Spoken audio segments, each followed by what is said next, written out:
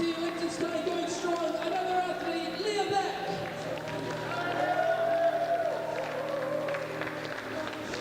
From the Netherlands, I always remember this name, but I'm going to try to do it right this time.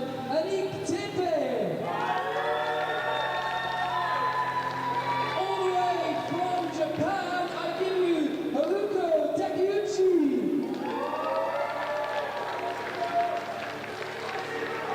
A fan favorite in Poland and here in Great Britain.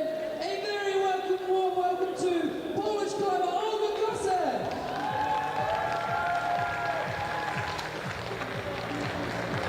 And in our #1 top qualification semi-final position from Liechtenstein again, I give you Lorena Beck.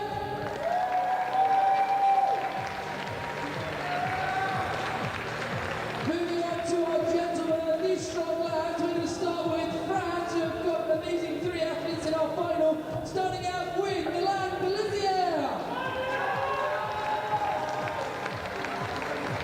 France, once again, I give you Alexander Pierre Keller.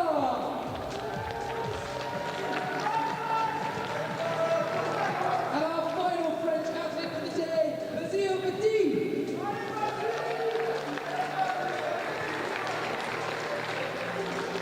Moving onwards, we have this strong man from Poland. We have Mondzelewski.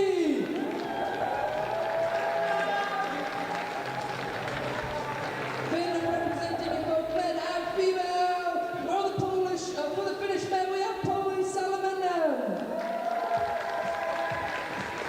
There's only one way to introduce this next man, Jonathan Arthur, the Fridge Brown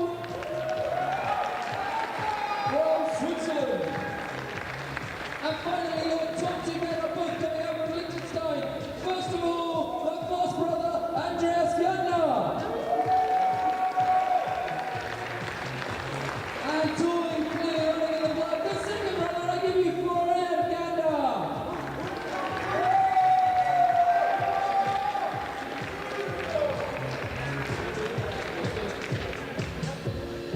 Okay, we are going to turn these athletes around in just a few seconds. They are going to have a few minutes, 8 minutes exactly, to look through their routes. We're going to keep the lights on, and then once these athletes are done with their observation, we're going to send them back into isolation, and they're going to come out one by one for you. So bear with us as these athletes look through these routes. This is the first time they've seen them. Athletes, you can now turn around and have a look at your routes.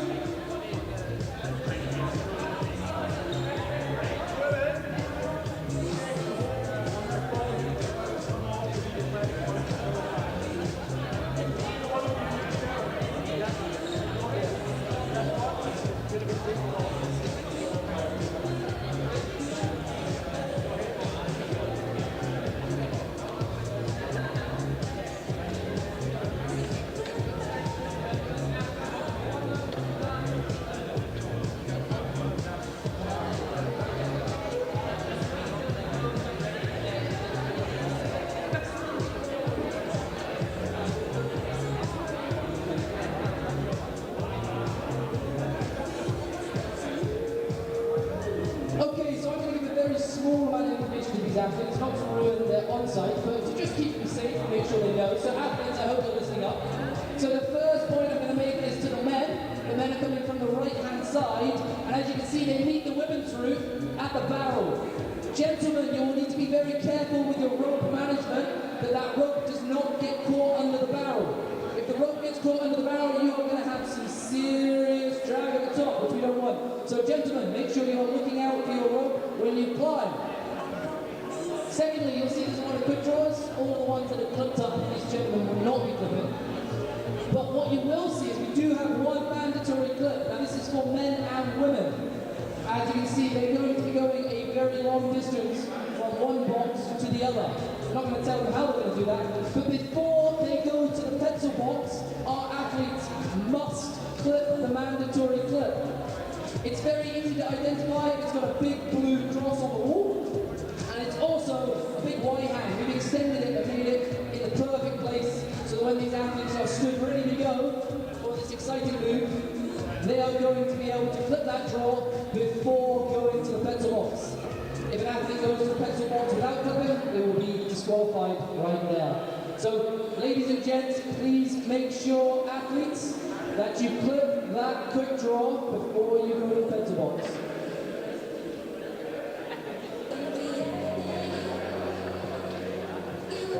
Boys, I just want to say, the ICT on the roof is not from, it's from the semi-finals, okay? You know that, but just so you don't try and wander off into some unknown quest.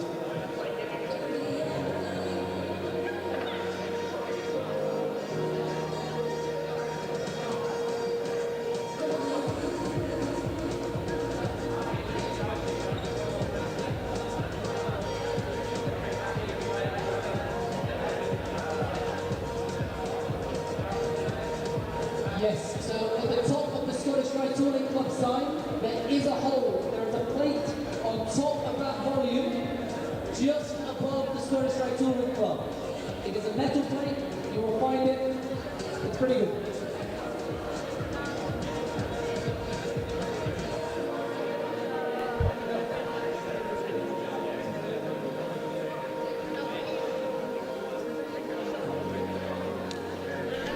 Hello and welcome to Sunderland, where we are hosting the UIAA Continental Cup and British Ice Climbing Championships. My name is Zoe Wood and I'm joined with Kasha Morris. Welcome. Thank you so much for having me. No, I'm privileged to have you. And we have our finalists. Their names are all up on the screen here.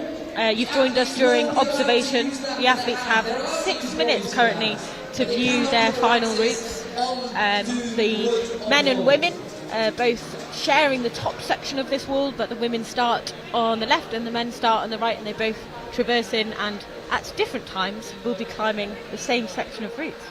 It's very exciting to watch. Yes, there's lots of really kind of cool, slightly unusual features on this wall. So there's plenty of drama to come, I'm sure. Now, Kasha, you've been competing here over the weekend. Tell me a little bit about how, as an athlete, the atmosphere has felt in here. I think it was really fun. I think the fact that this is the last competition of the season for everyone means that everyone is a little bit more relaxed, maybe not taking it as seriously as usual and just kind of trying to have fun. And we had 4 qualifier routes yesterday, which also meant that everyone had a lot of climbing to do. So everyone's a bit tired maybe today, or just excited as well? Definitely, but I think yesterday felt more like a fun day of climbing with friends rather than serious competition in some ways. Of course, everyone wanted to do well and win as much as possible, but yeah, I think this was really fun. That's just such a nice atmosphere to have in a competition, and that's something I've certainly noticed. Walking into the wall today, you can kind of tell that regardless of whether people are on the same team or not, like the kind of support for one another and the shouting, and it's really quite incredible. You can feel it, and you can feel how everyone wants to will on the other athletes. Yeah, absolutely. I think in a way this is maybe a little bit bittersweet to some people, that this is the last comp of the year, so like the last chance to see our friends for the whole season. But no, it's been absolutely great, and yeah, I think now we just get to watch all of these amazing athletes like competing to get to the top, and yeah, really can't wait. Yeah, and we saw particularly in the men's semi-final, we saw quite a few tops coming into this, so it is definitely all to play for, isn't it? Definitely. I think route setters had quite a challenging job to make sure that the route is difficult enough to challenge these athletes. We have seen that they're incredibly strong in the semi-finals, so it's very exciting to see what the route setters have prepared for them this time. Yes, I was speaking to Willis just before coming on here, and he was saying they had to make some final little tweaks and adjustments just to make it that little bit harder, because they are so flipping good. Yes. Is it going to be hard enough? Let's see. We'll find out. It's such a fine line though between like kind of getting that level right and not creating any cruxes either, because the last thing you want is everyone obviously coming off on the same move. Yes, I guess route setter's dream is that just one person tops. I think actually last year in Sunderland that was exactly what happened. We had just one male competitor that made it to the top and managed to clip the final clip, so fingers crossed it happens again. Yes, certainly. You just see on the screen there, we've got some of the competitors, they are drawing the route, aren't they? Yes, that's right. Some of these athletes, I don't know how much you can see in their little notebooks, but they have become quite adept at making very complicated drawings at pace to make sure that through the time they sit in the isolation, they can really memorize the route and make a good plan of what they're going to do. That's such a good skill, isn't it? Yes, and it's incredible because not only they're going to like draw a route map which tells you the position of the holds, but also they will manage to recognize each of the individual holds and write down what it is, how you're going to use it. It's really quite a skill on its own, to be honest. It's such a big part of it. Like so many of these holds, so all of the holds are screwed onto the plywood. Now the athletes can kick into any bit of the plywood, but they can only use the holds that are screwed on with their axes. Each hold is really unique in how you use it. But the athletes are used to these holds. These are holds that are on the World Cup circuit. That's just what you will train on. But it's kind of like a learned art, I guess, of how to use each hold. Yes, definitely. And there is also a bit of a regional style to the route setting as well. So we actually have quite a good mixture here of holds, which some of them are from Iran, some of them are from Korea, some of them are from Czech Republic. I think some of them are from Poland as well. And the stones that you can see are made by Smart Stones that were one of the sponsors of the weekend. I think they're from Slovenia, if I remember correctly. Yes, so and the granite is from Slovenia as well. Yes, that's right. So yeah, there's definitely a tiny bit of an advantage to the local athletes because they will usually know the holds that are used at the competition best. But here we really have a mixture of holds from everywhere all over the place. So I think it's actually quite a level playing field that way because most of the athletes, they will be familiar with these holds from other competitions that they've done. Yeah, for sure, and that's like such a big part of it. And I guess as this sport like grows and becomes more global, it only becomes easier to make it a more fair level field because you can share holds, and as people move from different countries, kind of like exchange ideas and stuff, I guess. Yes, absolutely. And I think there is a bit of a movement at the moment to try and standardize things a little bit as well. Historically, I think some of these competitions, they used to maybe use some homemade holds or just some holds that you couldn't get anywhere outside of the country.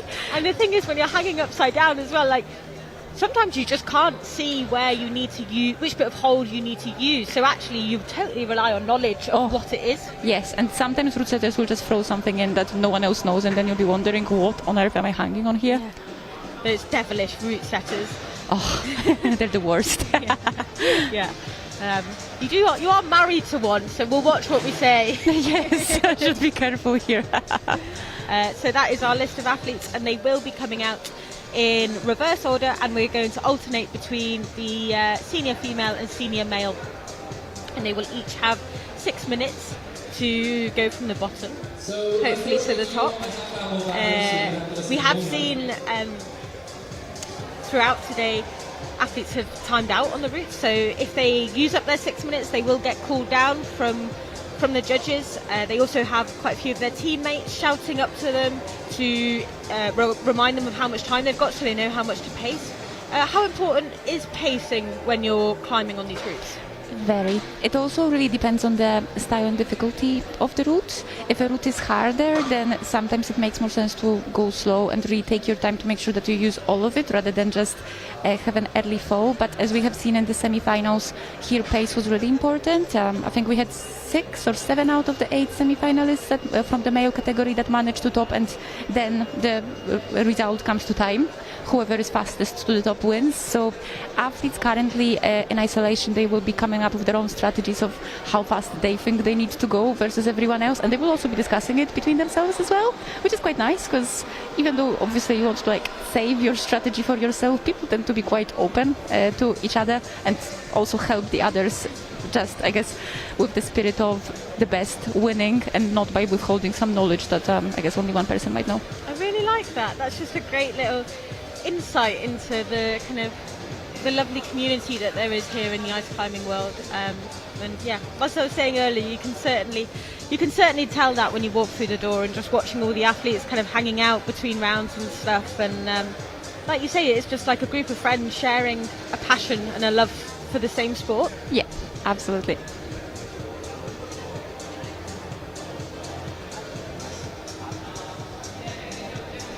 And so we are just getting the final touches here, ready for the routes. Yes. The athletes all have the first 2 draws pre-clipped, so that we have no ground falls, which is always great. So the setters and judges down there are just getting that all sorted. We have our spotlights ready to go. And as I say, we'll be starting with the women's final. So that is the route on the left here. Oh, there we go. And just as I said that, we're illuminated. That is brilliant. Oh, double spotlight. And when the athletes start, you just saw there that their axes get put into the smiley face, which is a little square hold in that blue tape there. I've been told that you can't fall out of this hold. Well, Exactly. never say never. Never say never. I think anything can happen, and we've seen people falling from a first or second hold in competitions before, so hopefully that doesn't happen to anyone today, because it is very heartbreaking. Setters have heads in hand. No! Yeah, exactly. And it's pretty cool to see. The fact that we're gonna see the women on the same bit of route as the men's. Yes, definitely. I think a lot of the female athletes this year, feedback that they've given to the competition organizers, mentioned that sometimes the routes tend to maybe not be as difficult as they would want them to be, and maybe there are a little bit of the novelty in the men's routes that are being thrown at the men. So it's great that they're getting the opportunity to climb the same. For sure. It's super exciting. And we've got Ilona Serrar just starting out.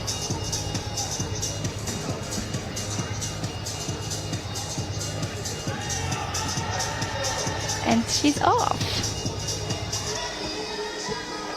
So Ilona is competing for France, and I think she's not yet a very experienced competitor. I think she's only done a couple seasons, but she's already looking really strong, and I think very exciting to see her climb in this final. Yeah, and it'll be cool to see how they get on this start, because on the semi-final it was they still had kind of this steep box section, but then it became very technical very quickly, didn't it? Whereas this one is really kicks you into the steep straight away.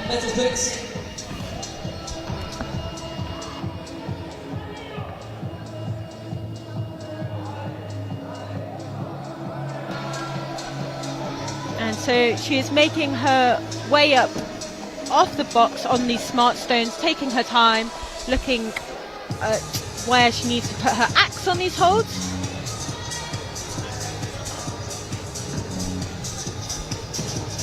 So she's managed to make it through this first smart stone section, and now she's onto a big Korean chili.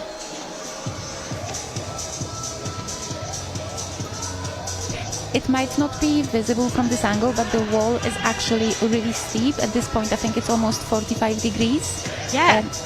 Yeah, when you stood underneath it, you really feel like it's towering out over you.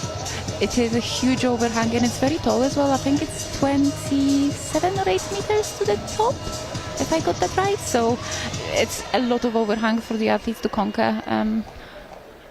It really gets you pumped. Yes, and of course the features like this barrel, for example, they make the angle even steeper, so you're really pretty much on your arms at this point. I think she's got a bit of trouble there with trying to take her axe outside of the hold.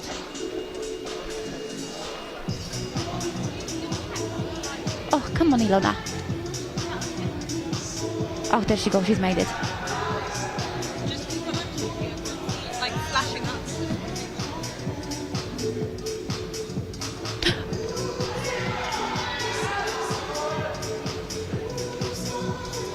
And how sticky are those holds with the axes? They shouldn't be too bad. I think sometimes the difficulty is that your handle gets a little bit stuck to something underneath, and then you might struggle to take it out. Okay, and she's off into a Dennis and now into a Korean wrap. Oh, that was a very difficult hold and very difficult move. Well done.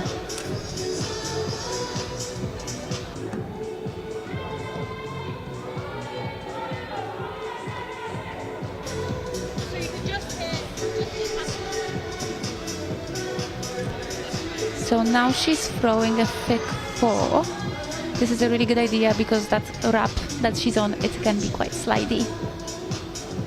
And she's going into a hold which has just a couple small holes which you can't see really well, so well done for finding it quite quickly.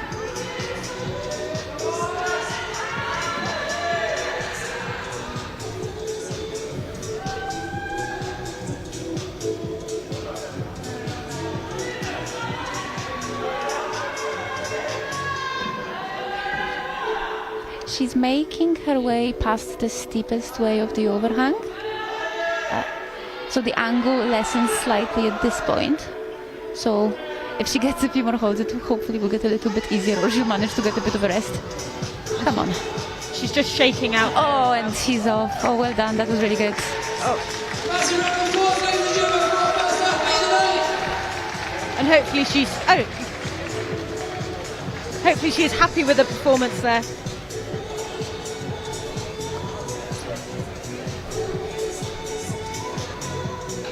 It's always exciting at this stage in the competition because obviously, you know, she has climbed really well, but we don't know quite with any context to the other athletes. No. Like, you know, was it good enough? You know, like how hard were these routes? And I often think when you're watching people that are really good at what they do, you can kind of like, you can almost get tricked into a sense that like they make it look so easy, but it really isn't. No, definitely not. And the other athletes, when they climb, they obviously won't know as well where everyone else has got to. So yeah, just have to try their best and hope it's going to be enough. So now we've got Ilona's teammate Milan Pellissier. But that does not mean that he has not earned his place here in this finals. So we're going to see this monster get on the wall as our first athlete, and I think we're going to see some big things. So Milan's competing for France, and he's really an up-and-coming climber. I think last week or a couple of weeks ago, he's just made his first ever World Cup finals in Edmonton in Canada. He's been in semi-finals in the World Cups quite a few times before, but not finals. So definitely one to watch. In the semi-finals he had, I think, an unfortunate slip, or rather he didn't quite make the final jump of the route, and that's why he is coming out first, meaning he has qualified last for the final. But that doesn't mean that he's got any less chance than anyone else, because he is incredibly strong. Yeah, you can tell when you're watching him climb, he's got so much kind of power, and like he moves with definite strength and confidence as well. I think he's also straight away setting a really good pace. You can see that he really is going to the top. Yeah, and the amount that this kind of climb traverses as well, like you've got a lot of moves to fit into that 6 minutes. Yes, absolutely. And even these first ones, they look so difficult. Just before we came here, we were looking at the route and wondering how difficult it will be. Sometimes it's a little bit hard to tell when you've not seen anyone climb the moves yet, but here we can see straight away the route setters did not save the athletes from the great difficulty from the very start. No, the pressure is on straight away, really like burning your biceps in that undercut section, and kind of the angle on lots of those stones looks like you really have to be like super precise and putting the correct amount of pressure through to not, pop off. Yes, each of these stones is a little bit different. They actually have the specific angle of the hold usually written on them. So the athletes, when they observe the route before, they have a chance to find out what stone is this. But in any case, at the steepness of this wall, a lot of them can be quite challenging. Yeah. Just getting that quick draw in. It's the athletes have to quit every quick draw in sequence, and then we were told this was a move to look out for because they're going to have to lean all the way out around this corner and find that little Korean hold and control a swing coming around here. Very nicely done. I think he made it look quite easy, even though it's not easy at all. I think he made it really well, like really controlled. And here we are, into the barrel. And there's almost, because this is covered with holes, it's like it plays a little bit into that decision making. You've got to make your way through it as efficiently as possible, and he did that really well. Just two placements. Yes. There is so many holes on that barrel, you sometimes maybe almost don't know which one to use. Yeah. Oh, and he's going to skip. Go on. Oh, well done. Look at that, a nod to the audience as well. That is great. We love that. the confidence. Yeah, and just like a little bit of character coming out in his climbing there as well. Yes. That was quite a clever thing to do, because as we've seen, as Ilona has shown us, even though she's made that move, it looked really hard, so smart. And like a cool use of momentum as well. The more he swung that barrel, the closer he got to that hold. But also like risky, you know? Very. He could have swung himself off there. Yeah. Oh, he's lost his feet for a bit, but he's recovered well. And yeah, it is risky because every time you don't make the hold, it is going to tire you out, the constant swing at this angle. So he's made it well, though. Yeah. I like that as well, where climbers get rewarded for taking risks. When they pay off. Yeah. Come on, Milan. Another really difficult move. He needs to get that clip in. There it is. Ooh.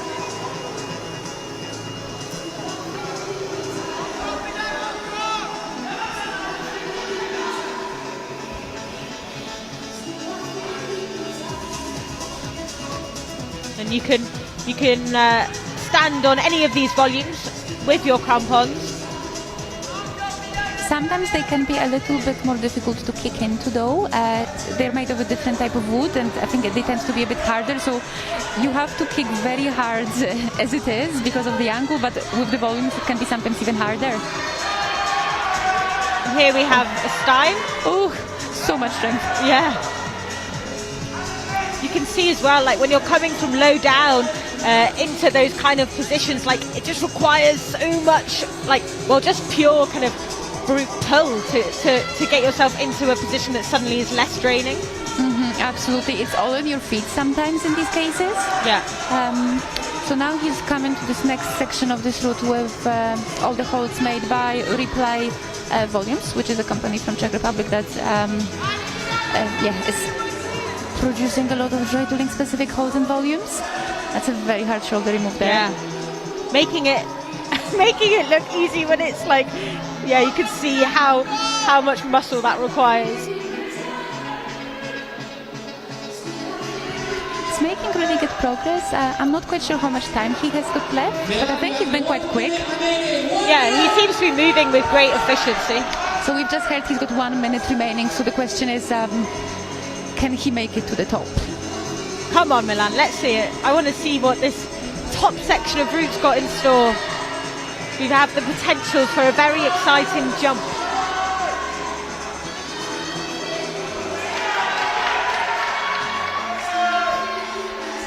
That's a smart tactic as well. Yeah. Oh, well done. Really making the most there of what is on offer. And so now he's basically going to have to try and mount this box and stand on top of it. Got a Dennis there. Come on, Milan. And there's a great cheering going on here in the wall in Sunderland.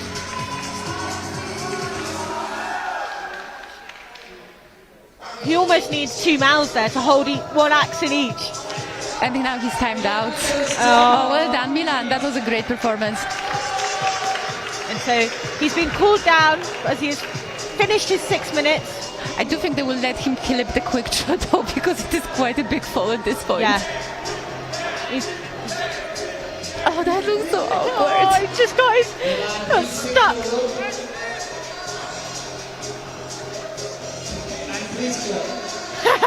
You can just hear the officials in the centre being like, please can you clip that one, Milan, before coming down. And well done, Milan. Certainly. He's going to hop off there. And he's happy, well done. Great energy and a great performance there from Milan. Bringing so much character to his, not only when he's finishing, but when he's climbing as well. You can really feel how much he wants to get to the top, and his style and decisiveness is just great to watch. Oh, definitely. Oh, he seems really happy. Oh, bless. You know what, that is like my favourite bit about watching these competitions is at the end and you turn around and you see their face and you can see the emotion on, kind of coming out of them, and you can see in that moment why they do it and why they do the sport and climb and compete. Yes, it's not all about chasing the medals. I think some of it is about getting that high from the climb itself. Yeah, because if the climb itself doesn't bring you that sense of joy, then I don't think you're going to have the motivation to train as hard as people have to compete in these competitions. Yeah, absolutely.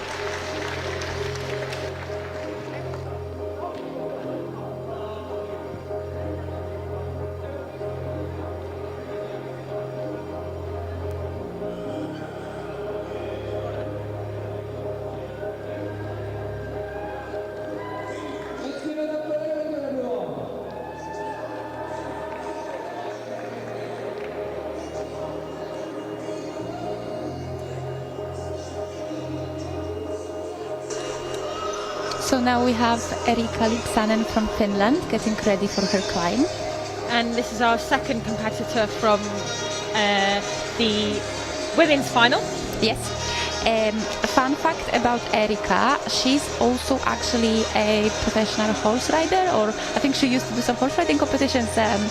She's just overall very, very strong and fit lady, and yeah, very inspiring to watch. I think she's been competing for quite a while, but she's still making improvements each year. So, yeah, inspiring and very excited to see her in this final. I think it's always incredible when, professional athletes, they either compete in other sports or have really successful careers alongside, what is such a demanding, demanding training requirement, basically. Yeah.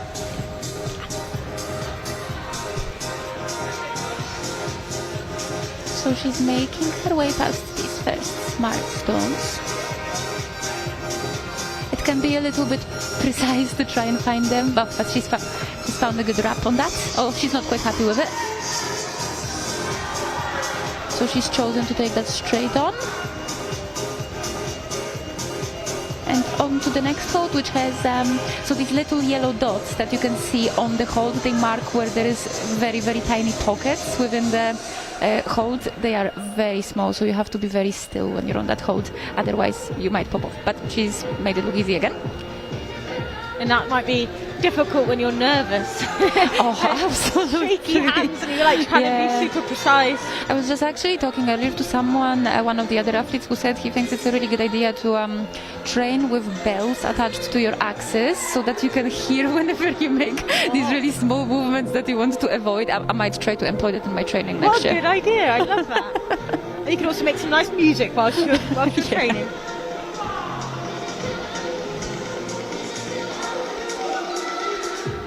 So we are just entering into this barrel section here. For using this. Eerika's not doing a skip, she is choosing to go for that undercut. Oh, can she recover? Come on, Eerika. What a save. It's incredible how much I feel like I'm watching people basically fall off and then they just manage to claw it back. She did incredibly well to recover there. It's so steep, so once you lose your feet, it can be so hard to get them back on. It requires so much core strength to be able to kick your feet really hard into the wall at this angle.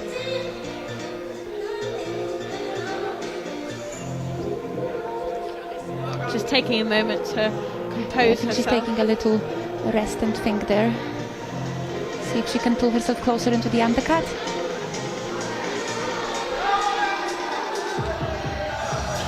Oh, and she's off again, but she's holding on. Come on, Eerika.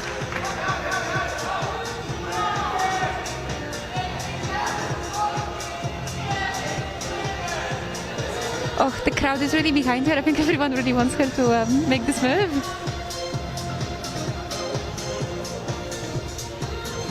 Just taking a moment there to rest before setting up, because she knows how much kind of energy is required in her left arm here to get through this move. Oh, and she's off again. Oh, it's so cruel, the fact that it swings. It's very impressive though how much time she's managing to spend on that right arm. Yeah. She's been basically hanging on one hand for this whole time. Yeah, absolutely. And she's still not giving up, like she's still going to give it her best. And sometimes you do just have to stop and use some slightly different beta. But your arms will be getting more and more tired. Oh yes, I think she is committed to this though.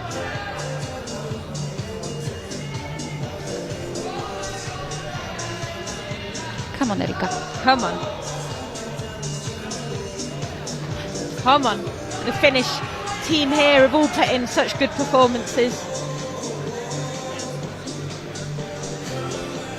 We've seen quite a few come over. Come on, Eerika. Oh, and she's hanging again. So tired. She looks a bit tired, but one arm looking. She's still trying. Looking right into the eyes of the crowd. Come on, Eerika.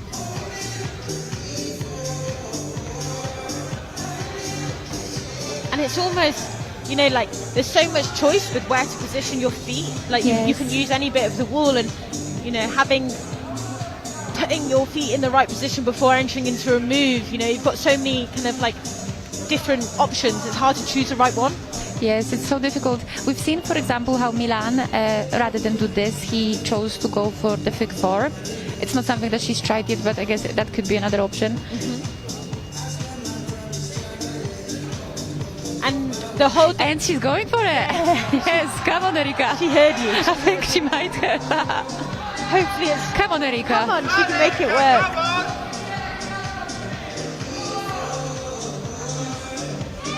She's in it. Oh. And they're quite shallow, these holds, aren't they? They're called Dennis holds. It's just a small metal edge, so you really need to push up the way to be able to hold on to that. And I think that's one disadvantage of the figure four, that only one of your legs is on the wall and you can't quite push as hard up the way. So even though it makes it easier to reach the undercut, as we have seen, then she might struggle to stand up into it. I feel like she's been here for so long already, her arms must be absolutely burning. Oh, there we go. And we've just been told that she's got 1 minute left. It is really incredibly impressive. How long has she been holding on? Come on, Eerika. Same position, which is a really tough one. But, you know, when anyone's in competition mode, they do kind of somehow often find this extra level that if you were maybe training or just trying this route, you would have definitely have kind of said take by now. But when you're in that just totally different mindset, it is amazing to see what people can do. Yeah, there is no way she's given up. No. Come on, Eerika. Come on, Eerika. She's looking in a fairly stable position now. Oh, it's just so hard to get enough power through that hole. She will be really tired at this point as well. Yeah, so drained. Oh, I think that might have been a timeout call. Yeah. Well done. She tried so hard. Both axes. No, one axe left in the barrel, one landing just near her shoulder. And I'm sure she is. She seems really happy though. I'm just excited to give her arms a shake. Oh, sure. Yeah, she'd probably be happy to just come down at this point. Yeah.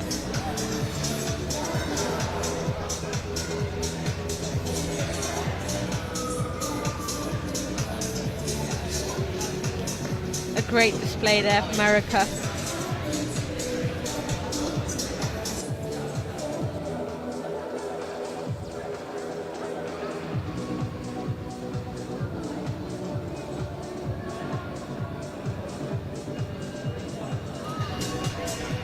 And so we will move on to our next male competitor now.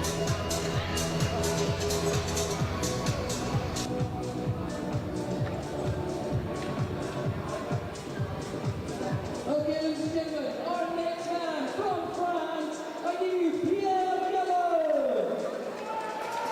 We have our next male competitor, Pierre. Yes, he's from France as well. The French team, they've had a really strong showing here this year.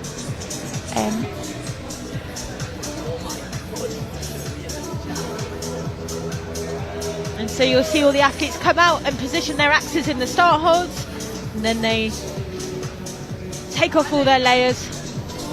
Last little warm up there for Pierre.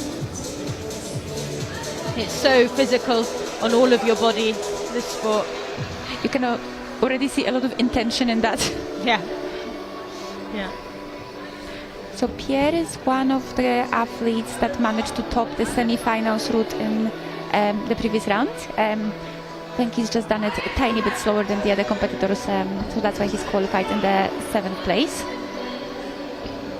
And if it looks like there's a little bit of pipe hanging off rope that's used just there that has come off, that's because it is a little bit of pipe hanging off the rope. It's one of those homemade holds that we mentioned earlier. They are quite good though. They last a very long time, surprisingly. We like that. Ola and Pierre just went to try and hold it with his hand. You could use your axe or your hand for any of these holds or volumes. Well, only volumes with your hands. You can't put your axe into the volumes. Yes, there is a slight difference though, in that if you are only touching the axes with, the holds with your hands rather than with your axes, you don't get points for that. You sometimes see athletes that are at the same time very strong rock climbers or boulderers using their hands on holds quite a lot. But that comes with a risk, because if you do fall off, then you might have not got a point for that hold, which otherwise you would have if you were using it with an axe. So he's making his way through this first smart stone section. I think he is a little bit slower than Milan was at this point. Yeah, Milan was like climbing with such a good pace, and like really you could see like his feet were just like, he'd move his hands and it'd be like like really good pace with his feet. Yes, he has almost passed it though. Now we can see what he does of this quite tricky swingy move around the corner, which I think again Milan has made it look quite easy, but let's see, can he do it? And we can see that hold nicely, but it will be very blind. You can see him there just like looking for it and actually looking a little bit too high as well. Yes, he was trying to reach with his hand to find where it is. Oh gosh, he can't actually see it. Oh, he's looking in the wrong place. So I think when you're observing, he'll be looking for that corner of the tape, because I'm sure he'll have noted that the hold is in the corner, but he was actually looking in the wrong corner. Yes, it's very easy to get confused because it's so blind, but he's thankfully found it and he's held that swing really well. There's nothing worse than someone hasn't spotted, like, beta or where the holds are, and as the audience, what a save!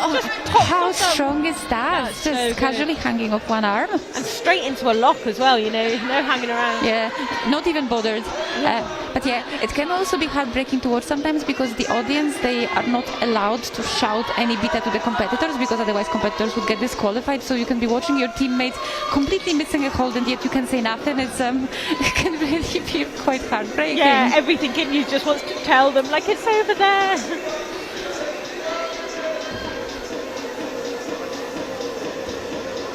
Come on, Pierre.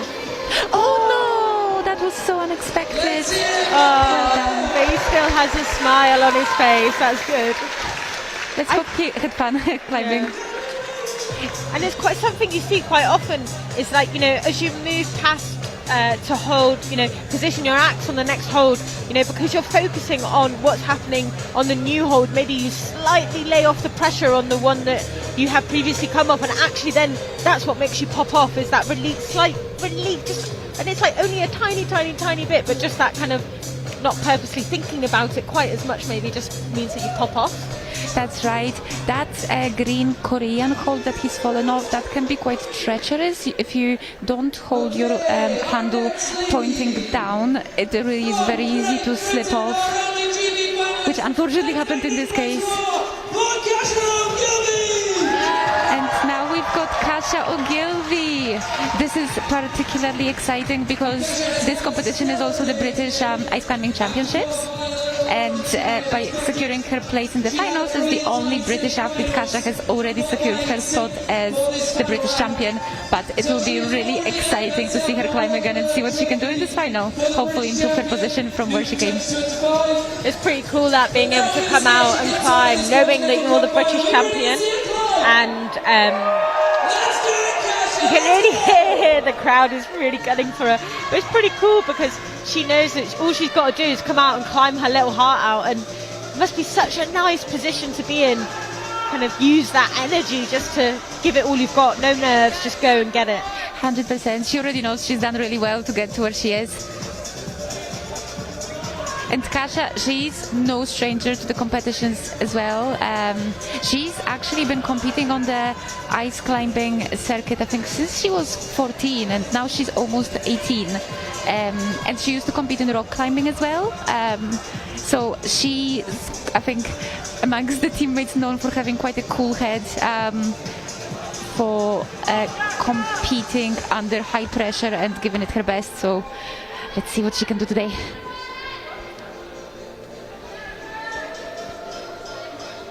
I'm sure Kasha is another Scottish dry tooling club training kind of integral part of that scene. That's right, she's a regular in our local training facility for the club. The room. The toolbox. The toolbox, that's it. Where all the magic happens. Come on, Kasha.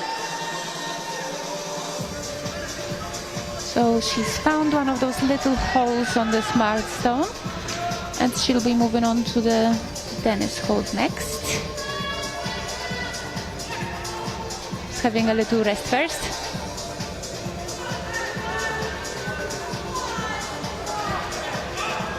And so much of this sport requires you to, these not. That's quite smart, because that hold can be quite slippy, and she is really good at fig fours, so that was quite good use of that technique. Playing to her strengths there. Yes.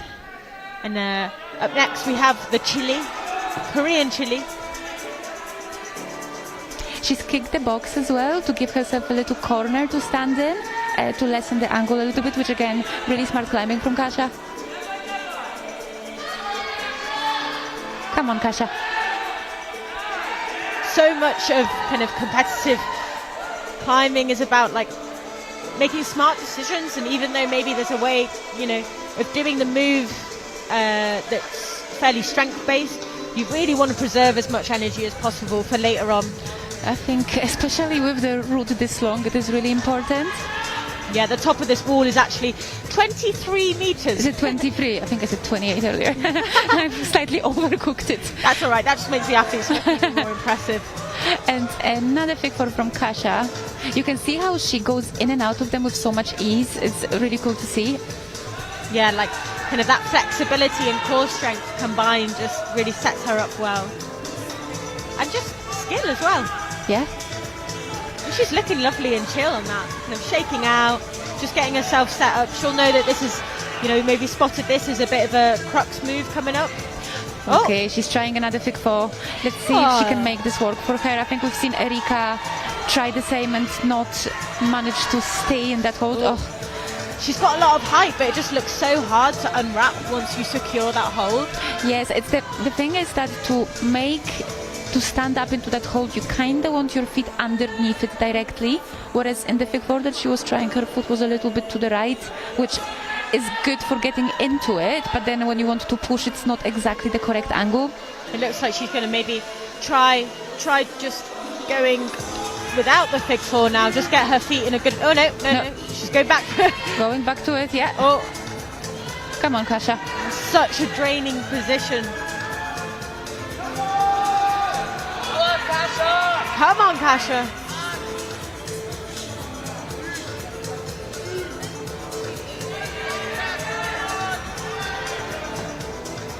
She's just going to take a little moment and think about it.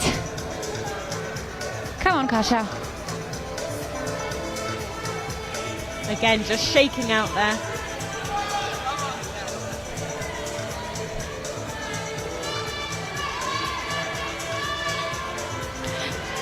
She is looking a bit tired now. Yeah.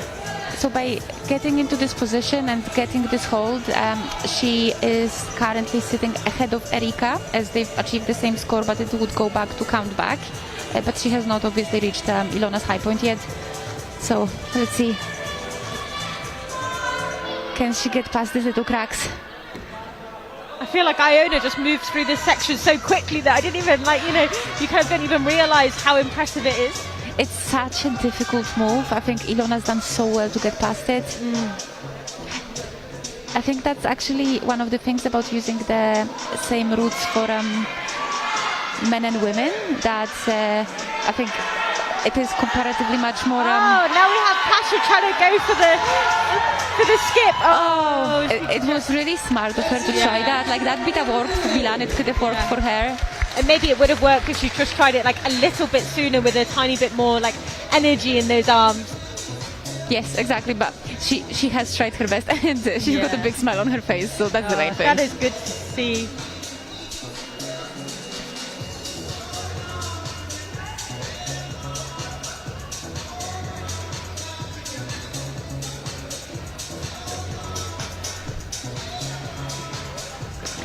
And if you're just tuning in, you are watching the UIAA Continental Cup of British Ice Climbing Championships. We are about halfway through. We are alternating the senior men and women. And there's a great atmosphere here in Sunderland. Everyone is cheering on our athletes. And we have our next male athlete out on this men's final route. So it's Basile Fetet from France, third male competitor from France in a row. They have done really well in this competition, the French team.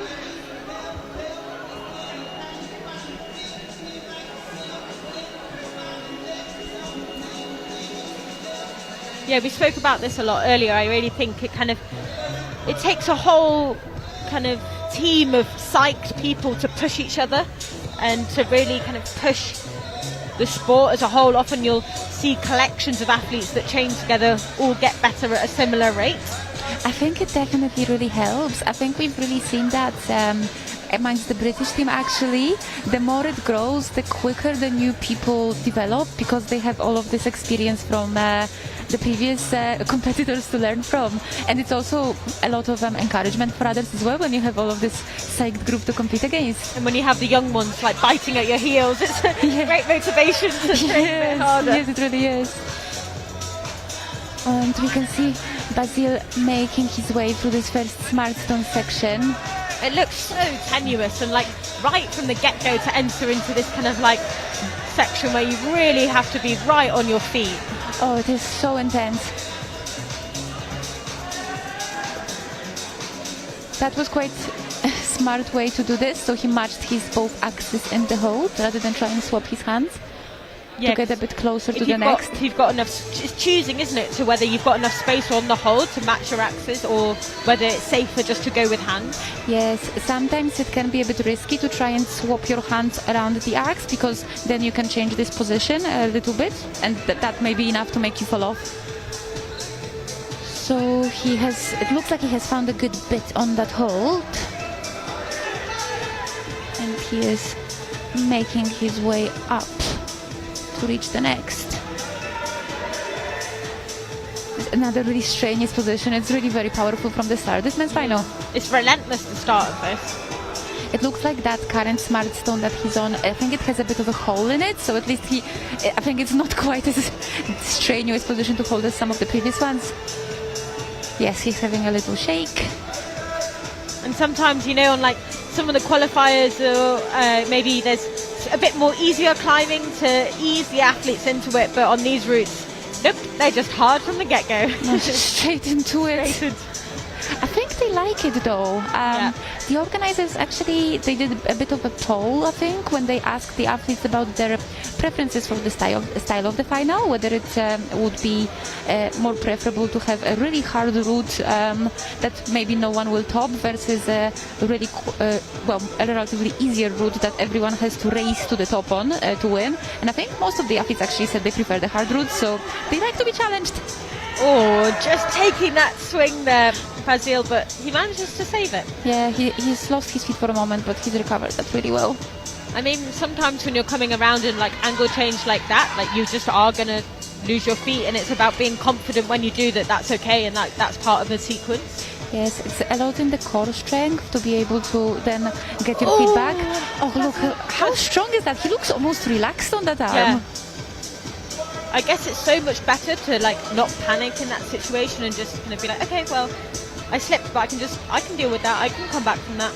Yeah, I think you also have to have really strong shoulders. Oh, he's done that really well. You'll see that his left foot was actually directly underneath the undercut, and I think that's what you really need to be able to stand up into it. Yeah, the more pressure that you have going through these holds, the less likely you are to slip. So it's really important that you can kind of like set your feet up to be in the best position to do that. Yeah. And he's kind of picking up the pace a little bit now. He is. It looks like he's really found his groove, and it seems he's just passed his teammate Pierre, so now he's currently sitting in the second place behind Milan. Oh, and he's like tried to match there, but that was a great example of where maybe there isn't quite enough space, so he's matching his hands on his axe instead. No, I think that hold he was on is quite blind, so you can't see the little holes on the other side of it where your pick is, which makes it quite difficult to move yourself around the hold. And Basile there just kind of really displaying how strong you need to be, because these holds, you can't quite tell, but they're really far apart. Like, that move is wide. It is massive. Yeah. Although it can be quite surprising actually how much extra reach the ice axes give you. Yes. Especially if you're moving off an undercut move, like quite a few of these. You can get a really big span between your ice axes. Oh, loads of force there as he kicks into the wall. And he's made it into the first of the replay volumes. And we've got this really strong shoulder move coming up.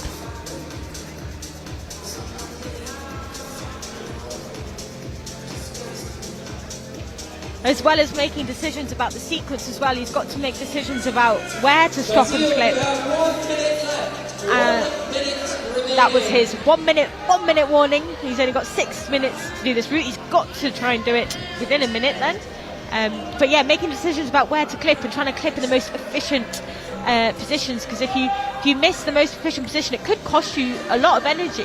Yes, because then you might need to swap your hands around, which is really time consuming. And fiddly. Yes. So let's see if he can get past Milan's high point. So Milan was 2 holds up the box. I think he was on the sign. Yeah.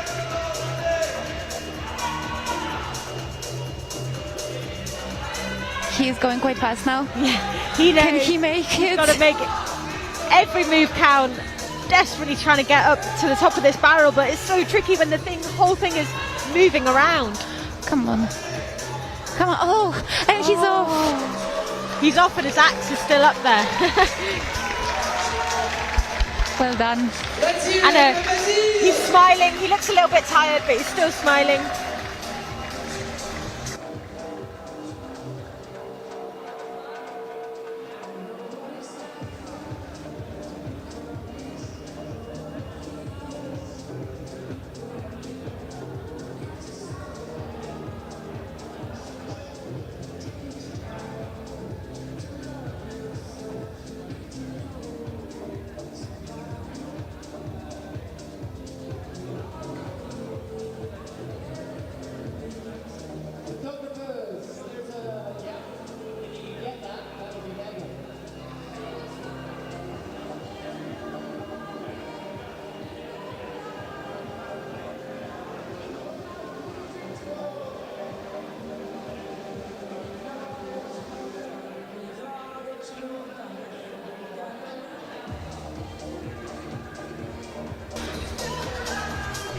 Currently having a little bit of a technical issue in that there is an axe still in the wall, and so we will have to retrieve that rescue before we send another athlete up there. It's one of the joys of this sport is that there's big spiky metal things flying through the air. I think the route setters are ready in the cherry picker though to collect it, which makes it quite easy for them. Rather than sending someone climbing up there on a rope. It does happen in competitions that the route setters have to go up and down. Yeah, I can imagine. Bear with us, ladies and gentlemen, as we do a little bit of axe. We also have, you can see, or you could see in the corner of your screen the edge of a net, and there's this big net that covers all of the audience and the rest of the people in the building, so hopefully if an axe does come flying out of the sky, no one is harmed in the process.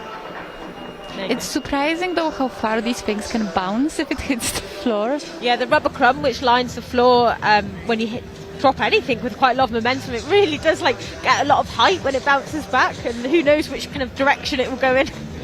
Yeah. It makes the belayers job quite scary actually.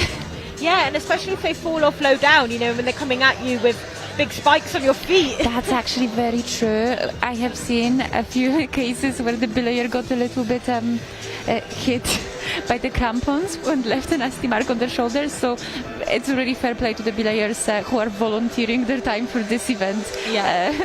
Despite this great risk. Putting themselves in danger. Yeah.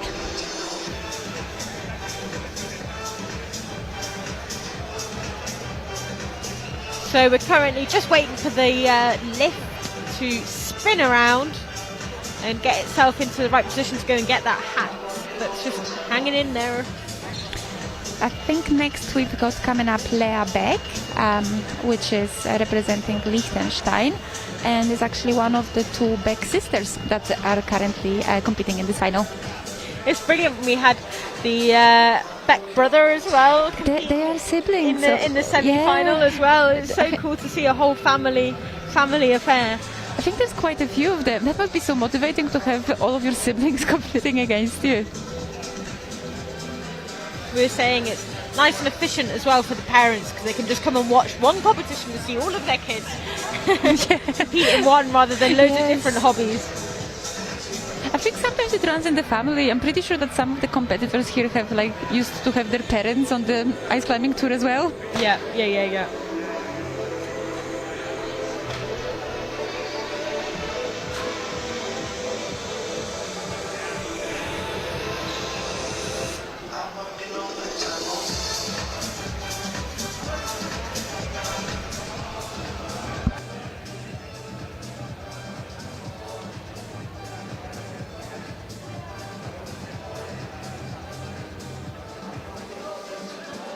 So currently for the male competitors we have Milan Pellissier, I don't know if I'm saying that right, from France, sitting in first position.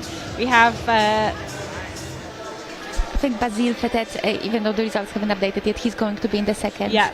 And then we have Pierre, I'm going to massacre his surname if I try to say it. No, Pierre Keller, it's not bad. Sitting in third. So at the moment, full French podium. Let's see if that changes. And to continue the French theme, we currently have first place position in the women's with Ilona Serrar, Serrar, I think. Sitting in first position, followed by Great Britain's Kasha Ogilvie. Thank you very much for your British surnames can be tricky as well. Yeah, and Eerika Lipsanen. That's right. A Finnish climber.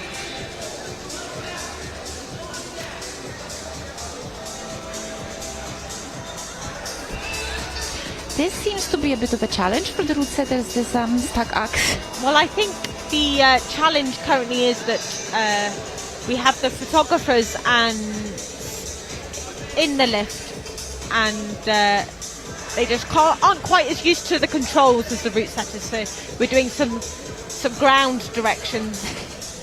I think someone might be abseiling from the top. Ah, yes. I think there is a plan B. Yeah. So sometimes with the lift, you actually can't reach as far as you think you could without moving the whole thing. And you can see there one of the route setters is, well, you can't quite, but here in the building you can see he's just setting up a rope and he's going to abseil down and get it.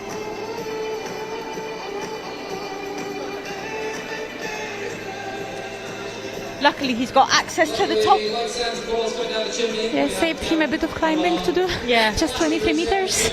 Appearing out of nowhere at the top. He's going to do a retrieval of this ice axe for us, and then we're going to crack on with the action. So just bear with us another couple of minutes, ladies and gentlemen, and we will get back to climbing soon.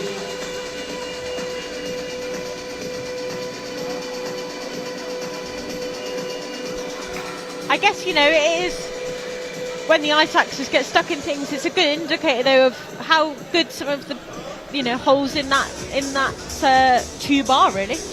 Yeah, it's just a big hole, and at this angle, yeah, the axe is not going to fall out of it on its own.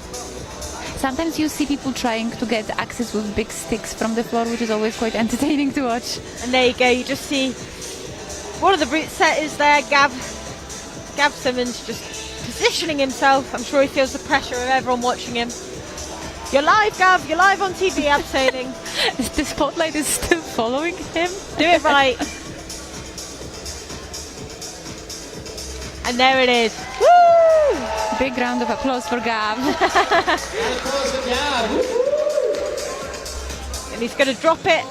There we go. Drop the axe. Boom. And now he's just going to have to climb up that rope, get out of the way, and then we can get this competition underway.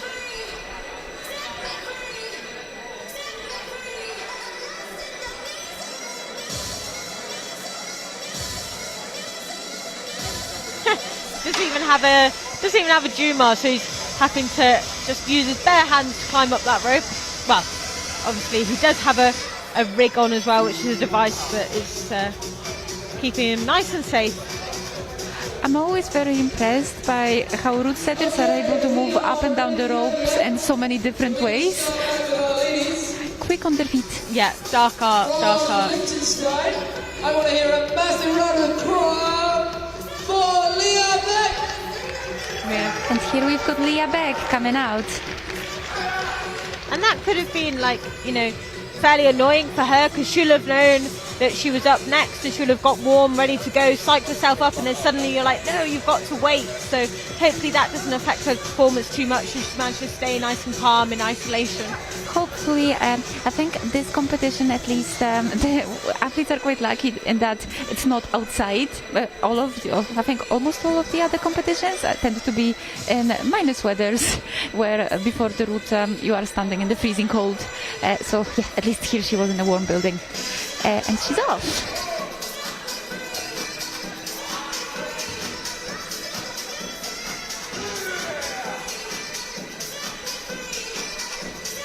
Underway on this smart stone section, and just crossing over there, so you can't use anything outside of the red tape. You can only use you can kind of touch it by accident, but you can't use anything outside of the bounds of that red tape. And it's the same for the top of that box as well. So the athletes are not allowed to put their hands on there or anything like that.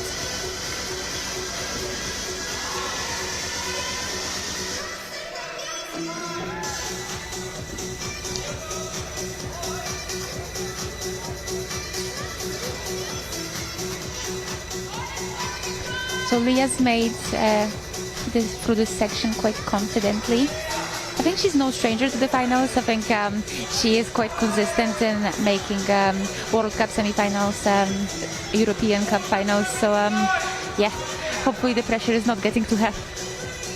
Yeah, she's currently moving with a really nice, slow, kind of like not super fast, so she'll know that this route's going to be hard. So maybe she's just prioritizing kind of moving efficiently, not wasting any energy, and just moving at a nice kind of secure pace. Yeah, so far it looks like she's executed it all very well. Oh, little slip there. It is so hard to keep the feet in at this angle. Yeah. Luckily the slip though was with two arms on, so at least, she was kind of able to control it quite well. Yeah, not shock loading, just one of the shoulders. So let's see how she goes past these little cracks. Come on. I think she's just taking a minute to think about what her plan is. Come on, Lea. Seen this move be quite a crux for a few of the athletes so far, so it'll be interesting to see what her approach is. Nice, come on. We know that the fixed ball method maybe it's harder to execute. Yeah, I think she's going for the feet on beta for now. She's Just not finding the hole so far. So tricky, because just as you get close enough to put your pick in, the whole thing swings and you come away from it again.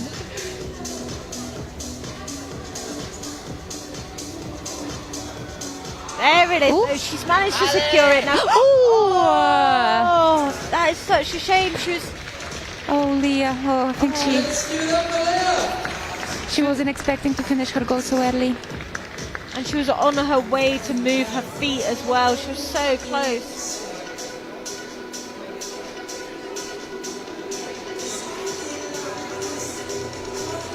You can see there that she's definitely a little bit disappointed with her performance. It's a shame. She was looking really good up there. And she looked like okay, I've secured it now. I can carry on moving up.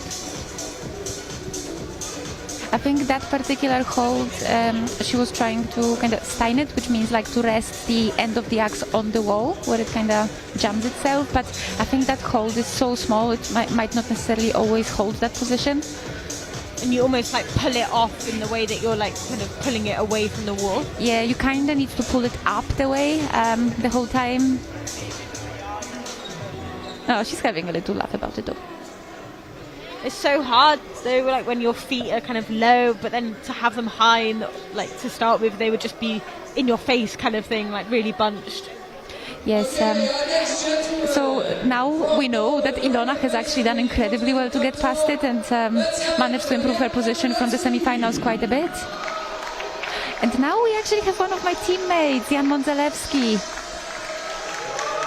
Oh, and he's getting a big cheer from the crowd as well. It's funny, I spoke to him earlier and I was like, oh, well done on your route, you did really well. And he was just kind of like, basically like, yeah, I did okay. I was like, come on, give me some more, you did really well. And he seemed not quite happy with himself. Oh, that's just Jan. I think he's just quite a serious man. Yeah. And I think he really channels that seriousness into his climbing. Yeah, for sure. I mean, at the end of the day, it is a competition and you've got to be serious about winning. That he is, for sure. Really pleased to see him in this final.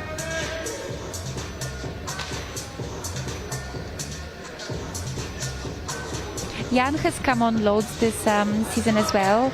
In Edmonton World Cup a couple of weeks ago, he's actually made his first ever semi-finals. So he definitely has made a lot of progress, and he climbed so strong today as well. And I think that's really impressive, because I think a lot of the athletes, as the season goes by, it is really difficult to stay on form because all of the traveling, you can't train as consistently. And I think he's actually managed to make some great improvements for the season. So that's really great to see. And yeah, let's just hope we can pull it out the bag for this final. Come on, Jan. And yeah, like we've seen with all the other male competitors, they really are just put under so much pressure from the get-go. He's made that move look quite good. Come on. He keeps trying to use his hand as well. Yeah. I'm not sure if he's trying to use a hand or like just checking with his hand if the pick is in the right place. Okay, so feeling for where the best, because lots of these holds have very specific points at which it is best to use them. And again, the same again. Oh no, he's just using his hand there. That's clever, just like to gain a tiny bit more height. Just to build his feet up a bit. He's conquered that whole section quite smoothly. Yes, yeah, we know that it can be pretty draining.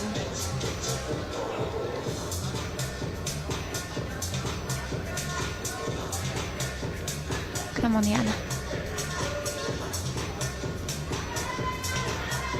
Now he's in the corner, he can get a little rest before doing this tricky move where you have to find the hold, the little green hold, a little bit blind.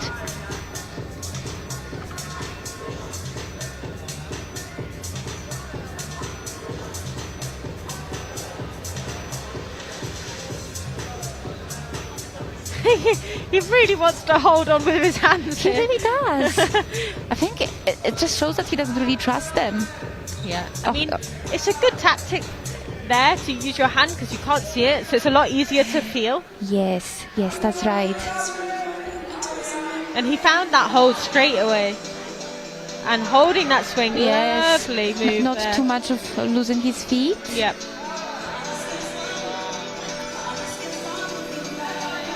think he's got quite a span, so he's able to go straight to the top of that barrel now. Yeah, he made that look quite comfortable as well. Yeah, he's quite, I think, one of the taller competitors that we've got.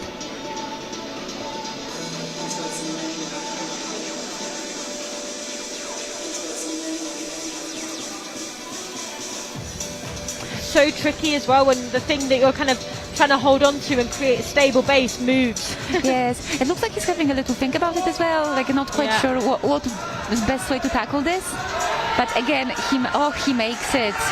And well done. So much height when he got there, like he really built up his feet. Yeah. I think it's one of those really powerful moves where actually you can see a little bit of a difference between men and women in like the sheer power that they are able to generate through their legs. And also the height that plays a big role in that as well. And he's just making the most of being low underneath that hold. He knows that as soon as he starts kind of like moving up above it, that this hold will become a lot more insecure.